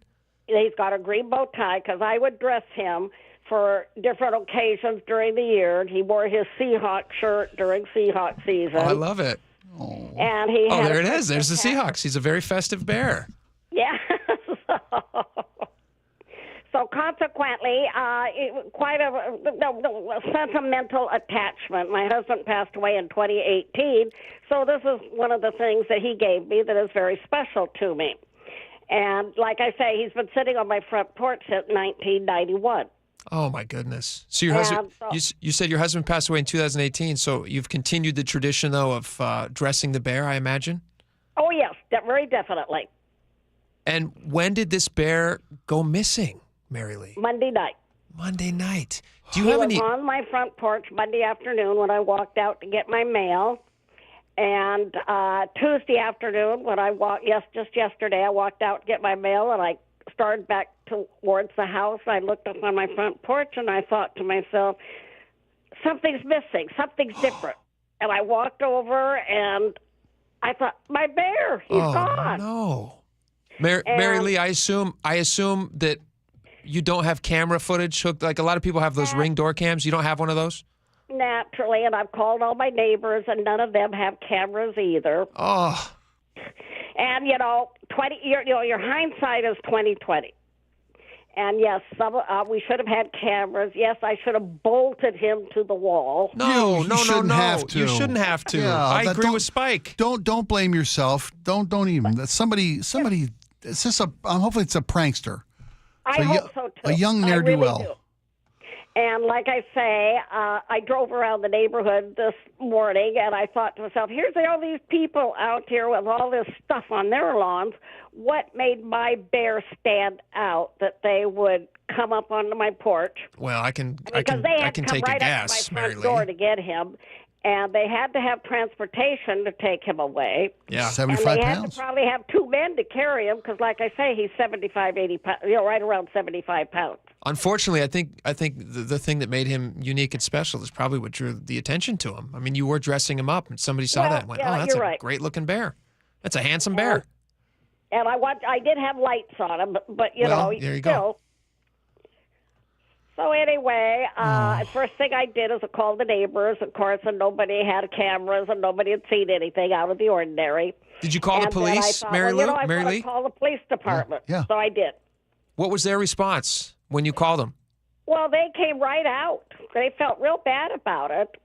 And, of course, Mount Vernon Police Department, I can't speak highly enough of them because I think they're all great people. I used to be a COPP member myself, so I am acquainted with the police department. And they were right out here. We got pictures, and they took the story and put it on their website immediately. Is that where we saw it, Laura? Because you found the story. Yeah, that's where I found it. And I saw this picture of the little green bow tie and your story. And oh, my gosh. We want to help you find this bear. So if anybody's watching right now, we want everybody to just take a second, watch us live for a minute, or or watch us after the fact. Because I want you to see this. He's an adorable little bear. I think whoever carved this thing got it just right. He looks like a cub. He's like a bear cub. Is that right? I collected teddy bears at the time, and he was supposed to be patterned after a teddy bear. Oh, my goodness. Those big, lovable ears. What was your Mary Lee, can you tell us a little bit about your husband? Why did he get you this bear? Was it just, have you been obsessed with bears forever? I collected teddy bears at the time. And my husband was a tree faller there in the Redmond, Kirkland, Bellevue area. We had our own tree service. And he had done that for about 20 years prior to this, or 15 years or so. And when he found out that I had this interest in bears, that's when he got the idea of when he cut down a log that was good for carving, he would take it to this tree faller out at Falls City, and that did carvings. And so that's who Roger took it to at the time, and had this bear carved for me for Christmas. Can you tell us do you remember, I know it's been a while since 91, but do you remember, and you said this was the first Christmas you two spent together? Yes. We both had been married before, and so this was a second marriage for both of us, and we'd been married in 91. Do you remember him giving this to you? Did he do it in any special way, or did you wake up with a bear in your bed or something? No, not that, but he had, unbeknownst to me in the morning, he had gotten it out of the back of his pickup and set him on the front porch. Oh, where he lived for the rest of his time until somebody snapped him off your front porch, I assume. That's right. Like I say, he's been watching over the neighborhood since we moved back to Mount Vernon in 1996, and we've been in this same house since 96. In 91, we were still in Kirkland. So give us an estimate for anybody out there looking. About how tall is this bear? I mean, imagine if you see any little. He's about 4 feet tall. Okay, 4 feet tall, 75 pounds. You estimate? About 75 pounds. He's real dark. He's got like a dark lacquer on him. Looks like a like black a black lacquer with a dark brown nose. What was he wearing when last seen? Last seen, he had a red, white, and blue baseball cap on. Because I'd put that on him for Memorial Day, and he had like a floral lei, a blue and white floral lei around his neck. Oh my gosh, Mary Lee, you're breaking my heart. This is the sweetest story. This is so sweet. What was your husband's name? Roger Wheelhouse. Roger Wheelhouse. Roger wants you to have this bear back. We've got to help you find this bear. I'm sure he does. He'd be sick if he was here to know about it. Does the bear have a name? Did you name him? Well, not really. I always just referred to him as Teddy Bear, being I collected teddy bears. Teddy works. Yeah. Teddy works. It's a good name, Teddy. All right, well, Mary Lee, we're going to try to help you find this bear. We're going to reach out to everybody in our audience, and a lot of people are now watching, so they know what he looks like. And, there he is in a Seahawks jersey. Adorable. I imagine there was some Halloween outfits as well that you put him in? Oh, yes. I can't find any pictures of that, but he's been Superman at one time, and he was a cowboy at one time. It was just whatever I had on hand that I could dress him up in. What would this mean to you to get this back? Do you expect to get him back? Well, I would like to think that he will. I'm kind of keeping my fingers crossed that maybe, with high school graduation going on this week, maybe it was a high school prank. And somebody will say, okay, fine, joke's over, let's take him home. Yeah. And you know what? I bet you, the Mount Vernon police sound like great people. I imagine that they would be totally cool if somebody wants to just come and drop this off and say, hey, it was a prank, or you don't even have to say anything. And there's no cameras. Yeah. Go. Yeah, and like I say, no questions asked. I just would like to see the bear come home. Here's what I'm going to send a message out to whoever stole the thing right now. If they're listening, or if somebody you knows somebody who recently acquired a tiny, adorable bear dressed in a Memorial Day hat. Your kid's got a new bear in his room. Here's what I would say to do. Well, the thing of it is, it can't be in their front yard because I think there's been enough exposure here in Skagit Valley that most people would recognize it. So it's got to be either in the house, in the garage, or their backyard. Somebody should take it back to Mount Vernon Police and just say, hey, I found this. Even if you're the one who stole it, just say, I found this on the side of the road, yada, yada, yada, whatever. Keep it in one piece. Don't destroy evidence. Go take it back to the police. I think you're at the point probably where you're not going to press any charges, Mary Lee. You just want to get this bear back. No. I just want to see him home safe and sound. Oh, that's wonderful. Okay, well, we're going to do everything we can, and if we get any tips, we're going to follow up on those tips. Like I said, Spike and I, we solve a lot of cases. We do our best. Mary Lee. So hopefully we can get this one solved for you. You don't know how much that would appreciate. I would appreciate it, and it would mean to me. Well, Mary Lee, we appreciate you, and we are hoping. I feel an emotional connection to this bear. Don't lose faith. Yeah, keep the faith. There's a lot of people out there who wish you well and want you to have this thing back. So keep your head up, and I know you will because you sound like that type of person. But we're gonna be back in touch soon. Okay. Okay. Thank you very much, and you guys have a good afternoon, and thank you again. Absolutely. Very, very welcome. Thank you, Mary Lee. We'll talk to you soon. Okay. Bye-bye. Bye-bye. What a sweetheart. I wish I could carve. I almost wish I could just make her a new one. We should do. We have that wood carver guy. We got who's a friend of the show. Yeah, he carves wooden bears, and it's not the same thing. But maybe we can make like a little bear friend as a last resort. As a last resort. Yeah, as like a momentous thing. Laura, can we get in touch with our bear carver friend? Yeah, absolutely. That's a brilliant idea. And can I also say, when you guys solved the case of the missing mini donkeys, yes, the way that they were found is that a woman had unwittingly purchased them and had seen the news. And so if a small, adorable carved bear has turned up at your house in the last few days, and it went missing Monday night, right? Yeah. Monday night. So just in the last 48 hours. And you thought, wow, this is a wonderful gift. I hope you compare the photos. And I'd say anybody who has a new tiny bear that's a little black bear, especially if it's dressed like Superman, that's probably the one. I think it's kids. I really do. I think she's right on the money with the high school kids and the pranks. Yeah. Graduation season. Yeah, 100%. That makes so much sense as a theory. I can't imagine that it would be like a delivery person. That's the only other people who would walk up to somebody's front porch. But why would they steal a little bear? That doesn't make any sense. But here's what we're going to do. You let us know. You can get in touch with us through our social media accounts, and you can also keep an eye out for these things. And if you do know anything, call the Mount Vernon Police Station and get this lady her bear back. What a sweet story this would be to get her gift from her husband. Her late husband. So sweet. And in the meantime, we're going to reach out to our carver friend and see about getting her a replacement. Just in case. Yeah. I think she's going to get it back. I'm holding out high hopes. Yeah. But as a last resort, that would be kind of a nice punctuation on the story where there's still a connection to it worked on my kids when they were little with the goldfish. Oh, yeah. You always take the deceased fish into the pet shop and your goldfish change color. Side by side. Goldfish do that all the time. Yeah. Look at that. Isn't that amazing? Goldfish just change color all the time. Circle of life, honey. All right. We will have more when we come back. Thank you so much to Mary Lee for joining us, and we will be right back here on the Jake and Spike Show.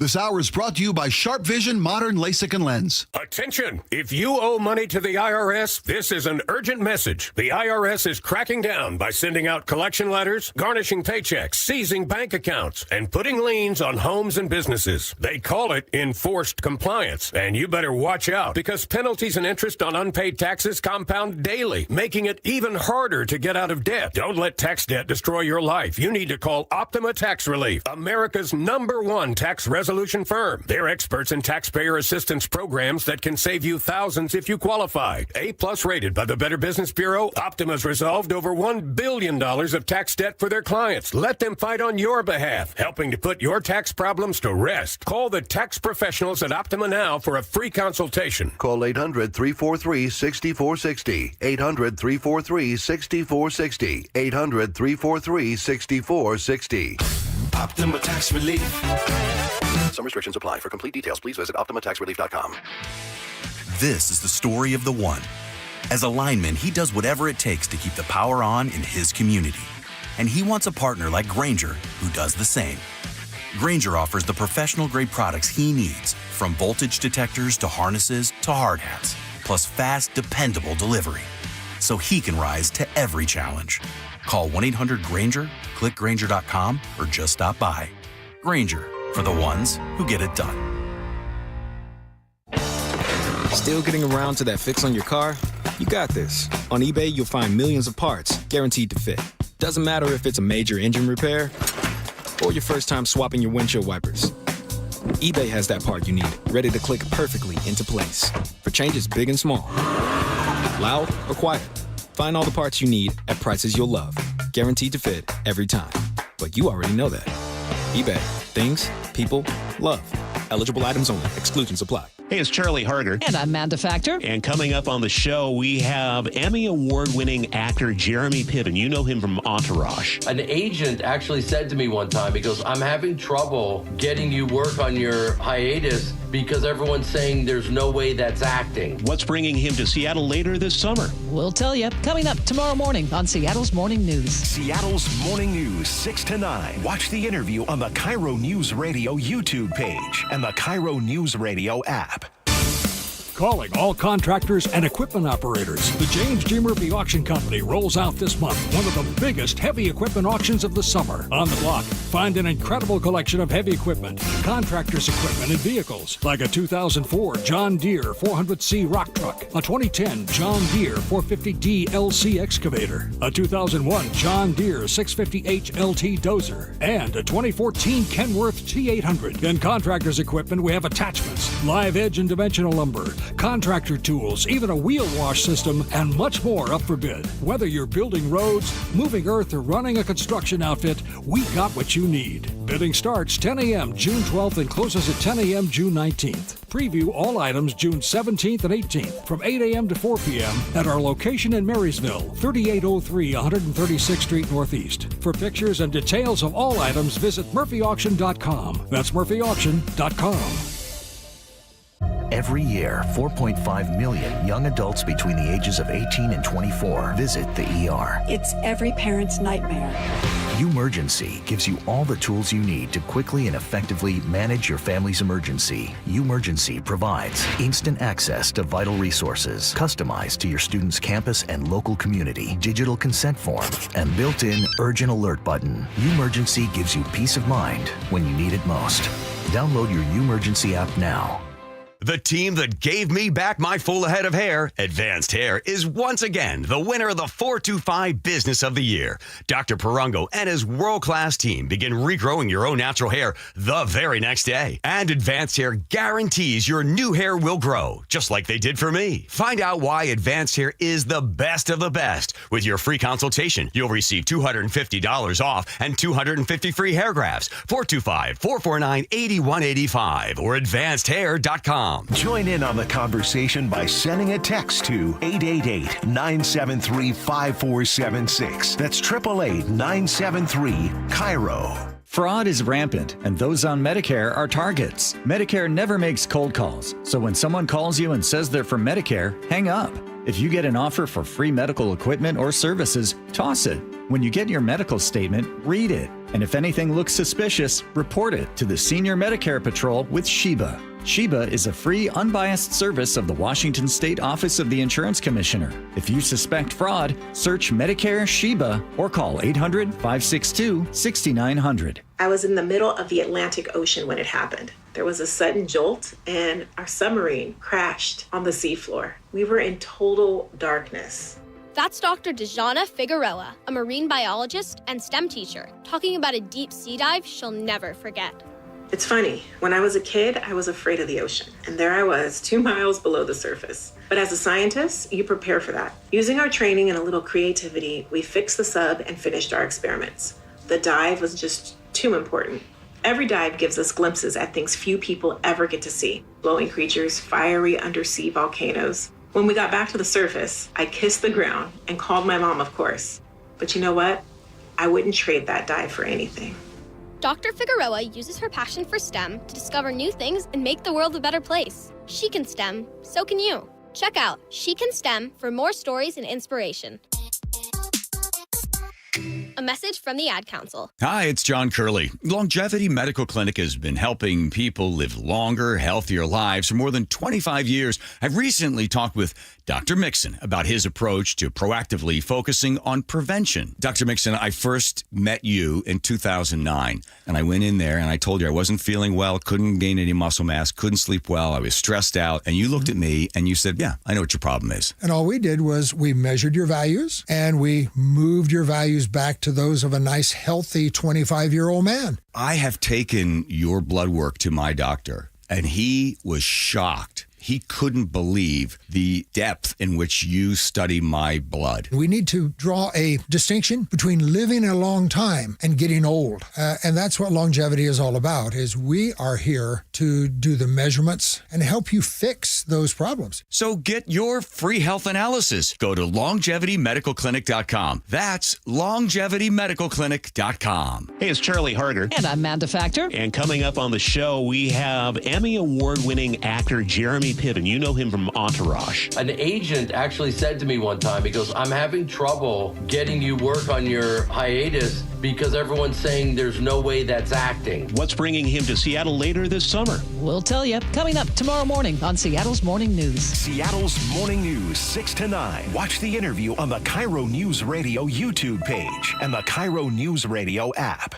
Charlie Harger here. When your hot turns to cold, you better think fast. Fast water heater. Call 1-800-THINK-FAST. That's 1-800-THINK-FAST or fastwaterheater.com. You better think fast. Fast water heater.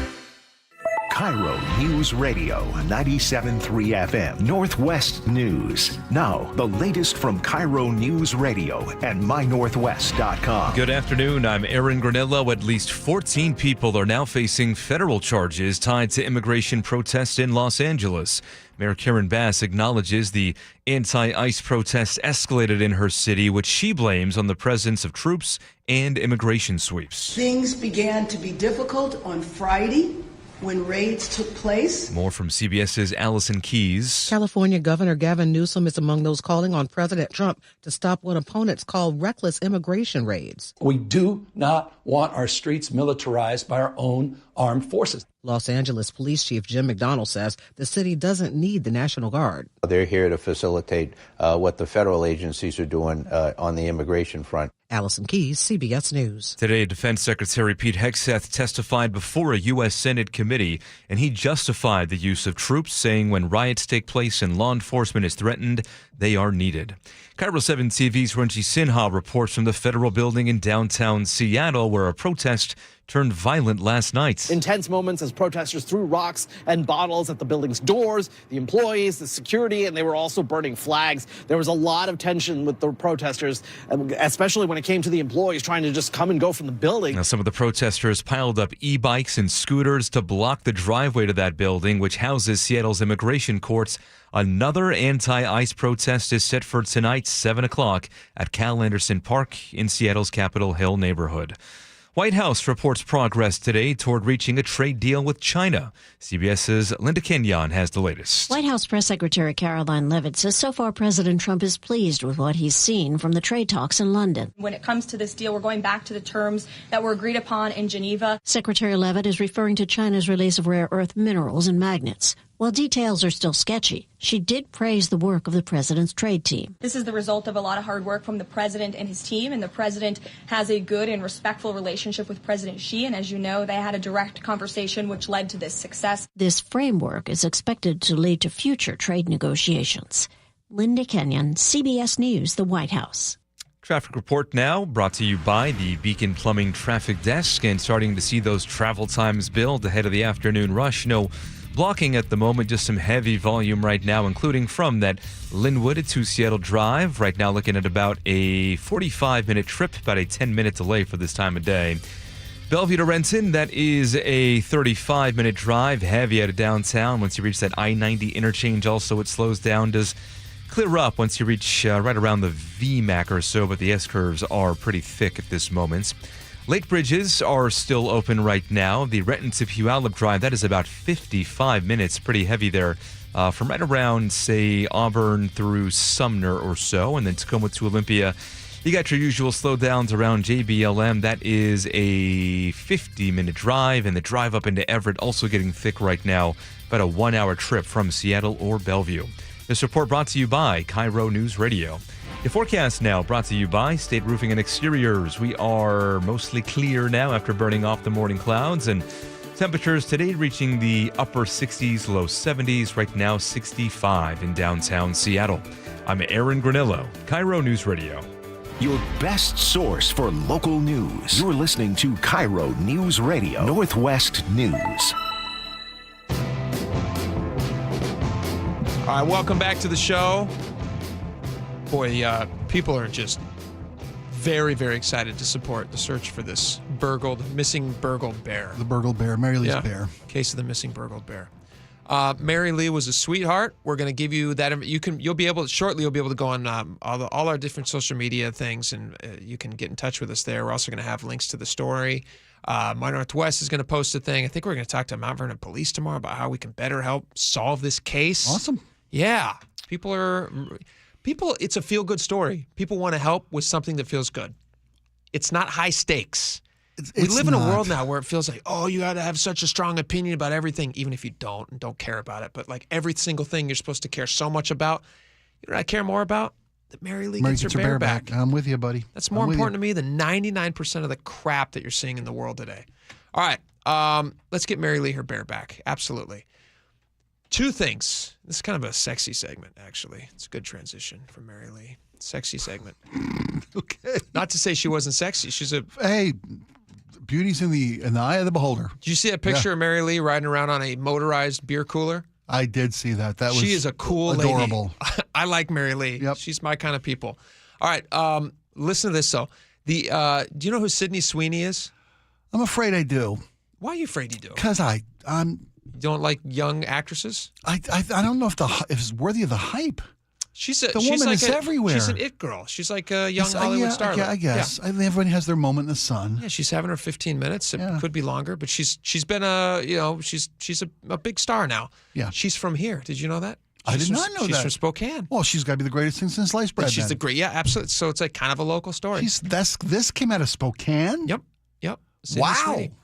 I believe it's Spokane. I could be wrong about that, but I believe it's Spokane. I don't know. I've seen a lot come out of Spokane, but nothing like that. So this is wild. I didn't even know this was a thing, but apparently she was selling. And was this a joke? Did this start as a joke or was this real? This real. bath soap thing? This is real. Do we have an ad for this, Laura? Do we have an ad we can play for this? Sydney Sweeney was selling soap made out of the bath water that she was in the commercial. I don't understand this, but let's watch this.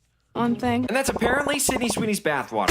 You asked for it, so you know what we did? Our team and Sydney kept her bathwater from this bath and made soap with it. With Sydney's permission. Sydney's bathwater bliss. This is not a prank. Her bathwater is in every brick, and it smells incredible. We did this to help you wake up and pay attention to the ingredients in your soap. There's never been a better time to switch to natural soap. So she was in a commercial. She advertises for this company. Is it a company called Squatch? Is that right? They make up designer soaps. I'm familiar with the company. So she's in the bath. She's covered. It's adorable. It's seductive. It's a bubble bath. It's a bubble bath. Who doesn't love a bubble bath? Sure, especially with a young it girl. So she's in a bubble bath, and they're selling the soap. So originally, here's why this story is being talked about right now. So the bar soap, which originally retailed online for $8, that's a bargain. A bar. I guess. Right? It's ridiculous. Do you know what it's selling for now in the secondary market? $12.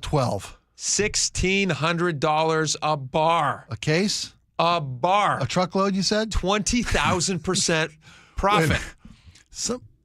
Isn't that unreal? Somebody's gonna pay $1,600 for soap made with the essence of her bathwater. Yeah, I guess. And that's okay. Isn't that a wild story? You know, Sydney sold separately. I'm not sure if the high bidder knows this. I don't think she comes with the bath water soap. I don't think she's part of the deal. I think you just get the soap. But for $1,600, we've lost our mind as a society. It feels like maybe they're going. But the internet's a wild place. The internet's a crazy place. Hey, you know what though? Good for her. Good for her. She's not seeing any of that money. No. They sold it for $8. Should have an agreement. Well, that's true. Yeah, that's true. Somebody bought it for $8 and then said, "Hey, I'm going to resell this thing." How depressing would that be for like a normal person who's going around just working every day, living their life, and then somebody goes, "Hey, you know what? I'm going to sell this bar of soap for $1,600 to a pervert." Wait a minute. Of course, it's a pervert. Yeah. Well, thank you for saying what I was thinking. Of course, somebody's a little weird in the mind. No, that's a lonely guy, probably Laura, a tech bro. If you showed up at somebody's house on a date and you found that they had a bar of this Sydney Sweeney bath soap, how quickly do you get out of that house? Oh, so fast. Yeah. So fast. And I'm like making an excuse so that I can leave for my safety. Yes. Right? Like, oh my gosh, I forgot something in my car. Are you faking a cell phone ring? Left my stove on. Gotta go. You know what? Actually, 7 different friends are expecting me right now. And if I'm not there in 20 minutes, they're going to call the cops. Yeah. Which is why I have to leave. Bye. Sorry. Not suspicious. Wow. The whole time I'm giving this excuse, I'm like backing towards the door. Sure. Trying not to make aggressive eye contact. Reaching for the pepper spray in my bag. Yeah. Absolutely. That is so weird. When you go into his place and there's like a shelf with a spotlight coming down on a bar of soap and the thing, and you're like, oh, that's interesting. What is that? You ask, what is that you got there? That's the Sydney Sweeney bath soap. Yeah. Bathwater soap I bought. Yikes. Wow, you got it earlier, the $8? No, not the $8 retail. No. $1,600. I was successful, winning high bidder. I'm going to show you. She's a lovely young lady. She's lovely. I think she's a very talented actress. I don't have much of an opinion on her, though. I'm happily married. We have, here's another video I want to show you. The internet is divided over this. Is this inappropriate? This is at a wedding. I don't know if it's recent or not. It doesn't really matter. I know a little bit about weddings. It's the conversation here. Yes, you Been in just one, thrown hosted one. a wedding. Yeah, Been recently. in one, hosted one. You've heard of the traditional things that happen at weddings. You have the tossing of the bouquet. You have the speeches. Sure, You got have it all all. the first dance, all that stuff. Yep. One of them also is the garter, that the groom will go under the dress. Sometimes they do it in kind of a sexier way or an appropriate way, or maybe the groom removes the garter at the wedding reception, and then that's the version to the groomsman. Yeah. And where all the women kind of are clamoring to get the bouquet, To all catch the the thrown groomsmen bouquet. pretend to not want it. And is it like is tradition whoever catches the bouquet He's next gets in next in line. line of marriage? Same with the garter, I'm assuming. I think it's same with the garter. My daughter didn't do the garter at their wedding. They didn't. That wasn't part of their tradition. Well, probably smart because groomsmen don't want the garter. You don't want it. That's the thing. That's the funny joke at the wedding. Nobody clamors to get it. Dives out of the way. Yes, Okay, absolutely. garter hits the floor, making the bride feel terrible. Absolutely. You know what's funny about this? At my wedding, we did this at my wedding. You did the garter. Let me play you the video first. Okay. This is not my wedding, by the way. This is not me and my wife. But the internet's divided because the groom, in this case, gets it in kind of a different way. And he's, again, is surrounded by family and friends and likely grandmothers. So a robot wheels over and... No. Like a bomb squad robot? But is this uncomfortable? Laura, let's play this here. All right, so he's bending down in front of her. They're both a very young, attractive couple. Oh, they're lovely. And whoa. It's quite high up her thigh, and he goes down there with his teeth. He's a U.S. Marine. He's a Marine, yeah. He's a Marine in full dress uniform. What do you think about this, Laura? If you saw this at a wedding, is this inappropriate, or are you thinking this is kind of adorable? I cannot imagine doing this in front of my grandma. Can you? You think what about is a she wedding. thinking right now? What is she thinking? And it's still daylight out. It's not like they're doing this at the bitter end of the reception Yeah, no- after the parents have gone home Everyone's to drunk. bed, and it's just your friends from Yeah. college and high school. I can't imagine anyone in my family watching this. This is so uncomfortable. This would make me, if I was at a wedding where somebody did this, I would shield my children's eyes. That's how I feel. Can we about it. make soap out of the garter? 'Cause I'd be willing to bid on that. That's a lovely young lady, and that was he's a Marine. Yeah, he lives. Thank you for your service. Obviously, yes, yeah. But I think there's probably a bravado of a serving member of our military, a Marine. A decorated. Yeah, he goes, "Hey, full I'm gonna dress. go get it. I'm going to with go my get it. teeth." Hoorah!" He Yeah. probably yelled over there. I don't know. Maybe she liked it. Maybe she liked it. seemed pretty happy. She seemed a little bit like, "Hey, you're coming on a little strong here." Maybe You think that's so? that's my It's grandma like right she's behind me. second guessing. I don't You think her she's- grandma was like, "You get it." I don't think she's second guessing per se, but I do think she's getting. She's like, "Hey, my I think she's grandma's- getting I a think you're right. taste for the Yeah. first time of what marriage is going to be like, With which this is like guy. You the think- husband will be very Aw. excited. She's going to be like, "Hey, pump the brakes a little bit." And that's fine. I think it's adorable. You think this is her first taste of his. There's a yin and yang his, that happens in a marriage, and it's a push and a pull. It's a give and take. Absolutely. Yeah, it's a Absolutely. compromise. It's a surrender. Can I tell you a personal story I'd about love what to. happened Yeah, at my wedding? yeah. And it ended up being, I totally have forgotten about it. I'm so glad we played this video. I've totally forgotten about it until this very moment. But it's one of my best friends has never lived it down, and it's great. I'll tell you about it next. All right, stick around. We'll be right back. Super.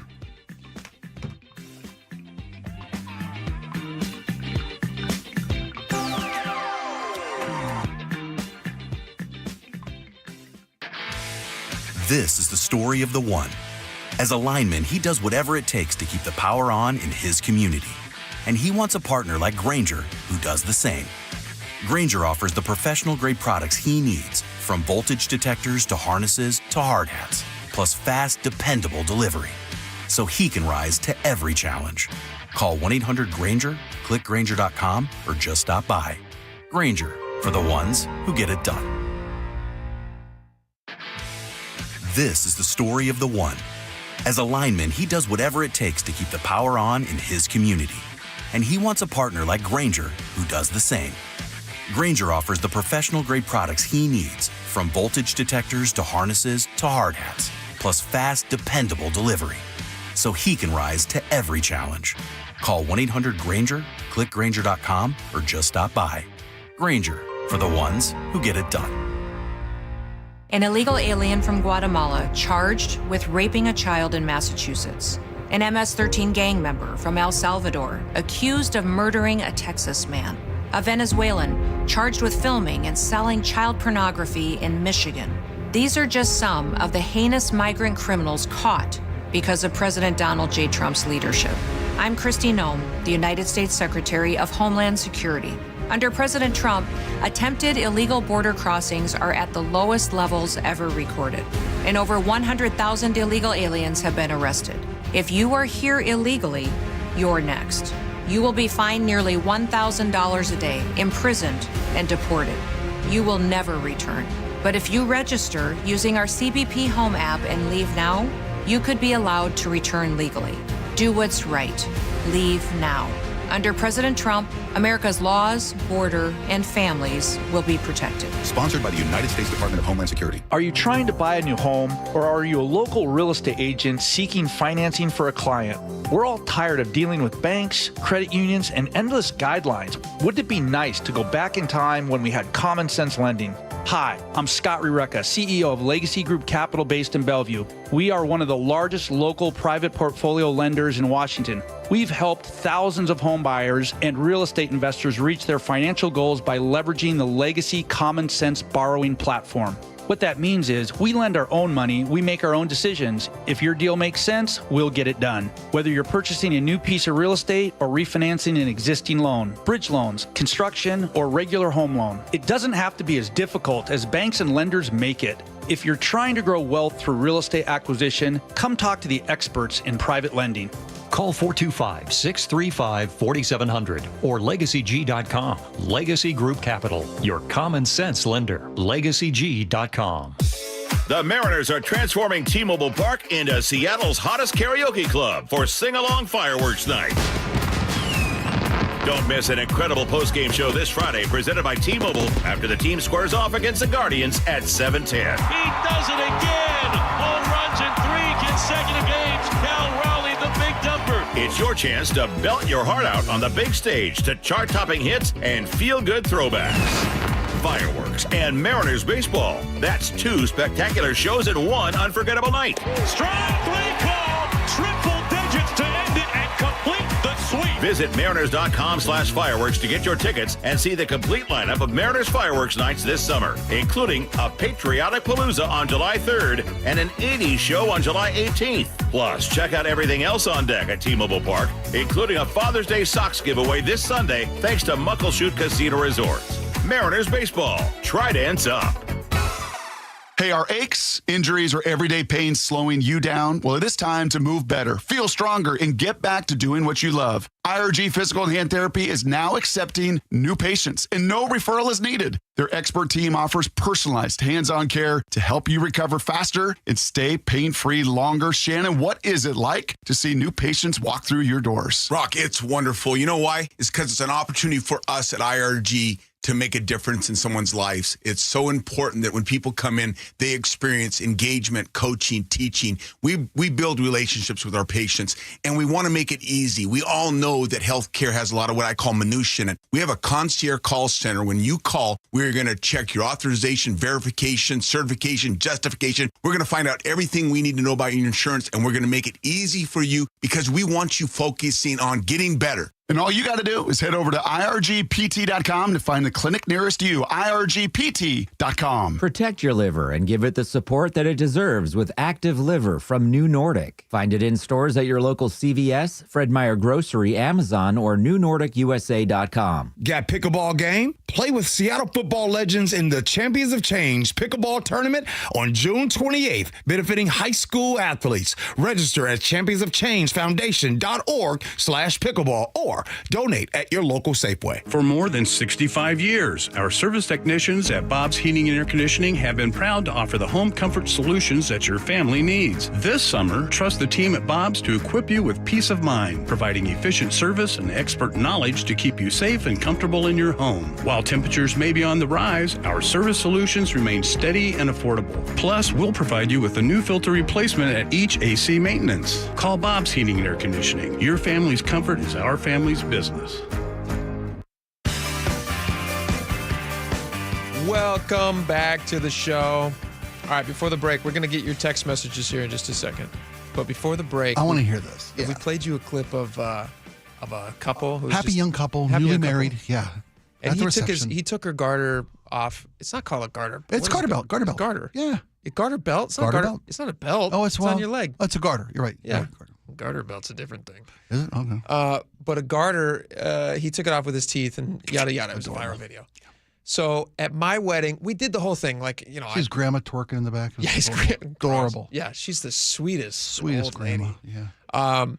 Anyway, so at my wedding, it was I did the thing. I didn't take it off in any like specially sexy way. I kind of like I'm a little awkward in front of people, and so I didn't want to make it an overly sexy thing. Folks were there. I did the requisite am I reaching under? And I got it. Well, that's so adorable. I was excited, but I try not to show it too much. So I got the belt off. I shot it into the garter. I shot it into the awaiting single men at the wedding. Of course, none of them wanted it, because it would mean that you're getting you're next. married next. Yeah. So anyway, I lose track of it. I don't know where it is. And so later on, the night is now getting long, and all of the older people have gone to bed. Sure, yeah. And the party's cranking up. The party's cranking up. Yeah. And we're all like pretty good, feeling pretty good. There you go. We're feeling no celebratory, pain, as they say. Yes. Yeah. So my buddy Dan, we're on the dance floor, and my buddy Dan is dancing around with what he thinks is the garter. In his, he's holding it and he's just being funny with it. He's like, oh, it's adorable. I found it, yeah. And he's like biting it and like pulling it with his teeth and stuff. And I'm like, that's not. That wasn't my wife's garter, because hers was white. Obviously, it's a white, white wedding dress. What he forgot, or what he didn't know, is as a joke, my wife's grandma also wore one and made a funny thing of it earlier, where she took it off, like she was a saucy old lady, and she took it off. So he's running around the wedding with this in his mouth, and I tell him, I'm like, Dan, that's Grandma Helen's. Oh. And awesome. he goes, oh my gosh, and he throws it down. How long He's have they been no together, way. the two of them? Yeah, for 15 years. And they've been happily married for 15 years. That's what the fates dictate. It was so. Oh my gosh. Funny. Oh my gosh! But the fact that he had it in his mouth was like, I don't know. He kind of brought it on himself. That's beautiful. All right, we have a bunch of text messages to get to. Big response for the case of the missing burgled bear, which we're going to solve. We also have a picture. Can we put this up? Mary Lee, who is just a total sweetheart. Look at her go. She's riding if you're watching on live right now, if you're watching YouTube or My Northwest, she's riding a motorized, is that a beer cooler? That's a beer cooler. That's the stuff of legend right there, buddy. These are the kind of people who enjoy this show. People Mary deserve Lee. our help. This right here. This is the salt of the earth. Who doesn't want to help that lady? Right? Look at her. Riding a motorized beer cooler down her neighborhood driveway. If I'm a young ne'er-do-well in the Skagit Valley and I burgled that bear, and I know this is on the lookout. Yeah, you're bringing that bear back. This motorized cooler is looking for the bear. I'm thinking twice about my decisions. Absolutely. Yeah, you're gonna have a silver bullet thrown. That's at right, your head. buddy. All right, let's read some text messages here. Laura, what do we got? On the case of the burgled bear, Chris in Marysville says, here we go. The Jake and Spike and Laura Detective Agency is open again for business. That's right. Business is good. Hot on the trail. Mary Lee is the bearer of bad news, says Joey. Oh. Bad news bears. Sad, nice. Bad news bears. The case of the bad news bear. 206. Stop. Why? Stop. Why is a wooden bear? Oh, this 206 says this. I'm going to read it as they intended. Yeah, please. Stop. Why is a wooden bear story making me cry? We have to find this bear. I asked my parents to post it in their pet store in La Conner, and they had already heard about it, so the word is getting out. That's fantastic. The response to this has been massive. Yeah. John in the 573 says, I deliver for Amazon and I've shared the bear story in our chat group. If it's outside, we will find it. We have a side chat where we regularly share pics of cool statues, cute dogs, etc. Isn't that nice to know? It's wonderful to know. That Amazon drivers are going to look at? Because you're right. They're covering so much distance. And Every porch. And they're getting up on private property in a way that us normal, like gumshoes, can't without drawing attention. If there's anybody who knows someone who goes to high school in that area, Yeah, Mount Vernon. Well, let us know if you have access to like their. I mean, Facebook isn't going to get it for the youngsters. Instagram, Yes. TikTok. We Yeah. got to get in that social media pool. Just ask them, because if it is a senior prank, time is ticking away. Yeah. They're not going to be on campus much anymore, Right. if at all. So try to find out Ask your inside the kids. school. Ask Yeah. your kids. Yeah. Do you have this? Do you know who has this? On Sydney Sweeney's bathwater soap, Brian Olympia says, so what's worse, the Sydney Sweeney bathwater soap or the Gwyneth Paltrow candle that smells like her? Yeah, you know. I don't know. You don't know about Gwyneth Paltrow? Well, I know who Gwyneth Paltrow is. She made candles that were scented like her Like her lady parts. That was the scent. When you yes. Am I right? Yep. Yeah. And I don't know what the resale value on the aftermarket was. I've smelled it. What? Yeah, because I went to the Goop store right when that candle came out. Because I was And you bought one? in college at the time. No, my mom and I went to the store and we were just giggling at all of the Gwyneth Paltrow Goop things for sale, like crystals and water bottles and a spray that would reject vampiric energy. And a candle? And there was like a sex and love spray. And then the candle, the infamous candle that smells like my hoo-ha. Yeah.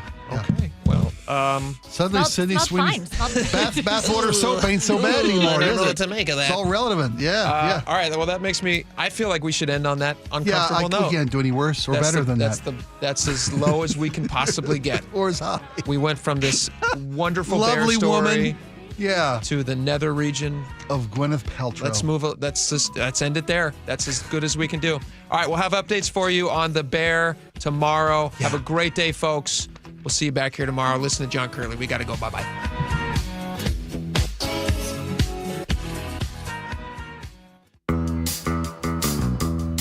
Comcast Business is celebrating Small Business Month by giving you a $1,000 small business bonus when you switch to a qualifying gig speed package from the company with over 99.99% network reliability. Just imagine the thousands of possibilities of a $1,000 prepaid card. Like possibility number 1, company merch for staff. Styling. Or possibility number 24, the latest software. Upgrade. Or possibility number 192, new equipment powered by gig speeds. Or possibility number 555, a 3D printer. Rapid prototyping, anyone? Switch to Comcast Business for over 99.99% network reliability, advanced cybersecurity, and now get started with a $1,000 small business bonus. Comcast Business, powering possibilities. In 62225, new customers only with 2-year agreement. Other restrictions apply. I saw her texting, coming up to a stop sign. And so I saw the accident coming and she T-boned us. In the blink of an eye, Crystal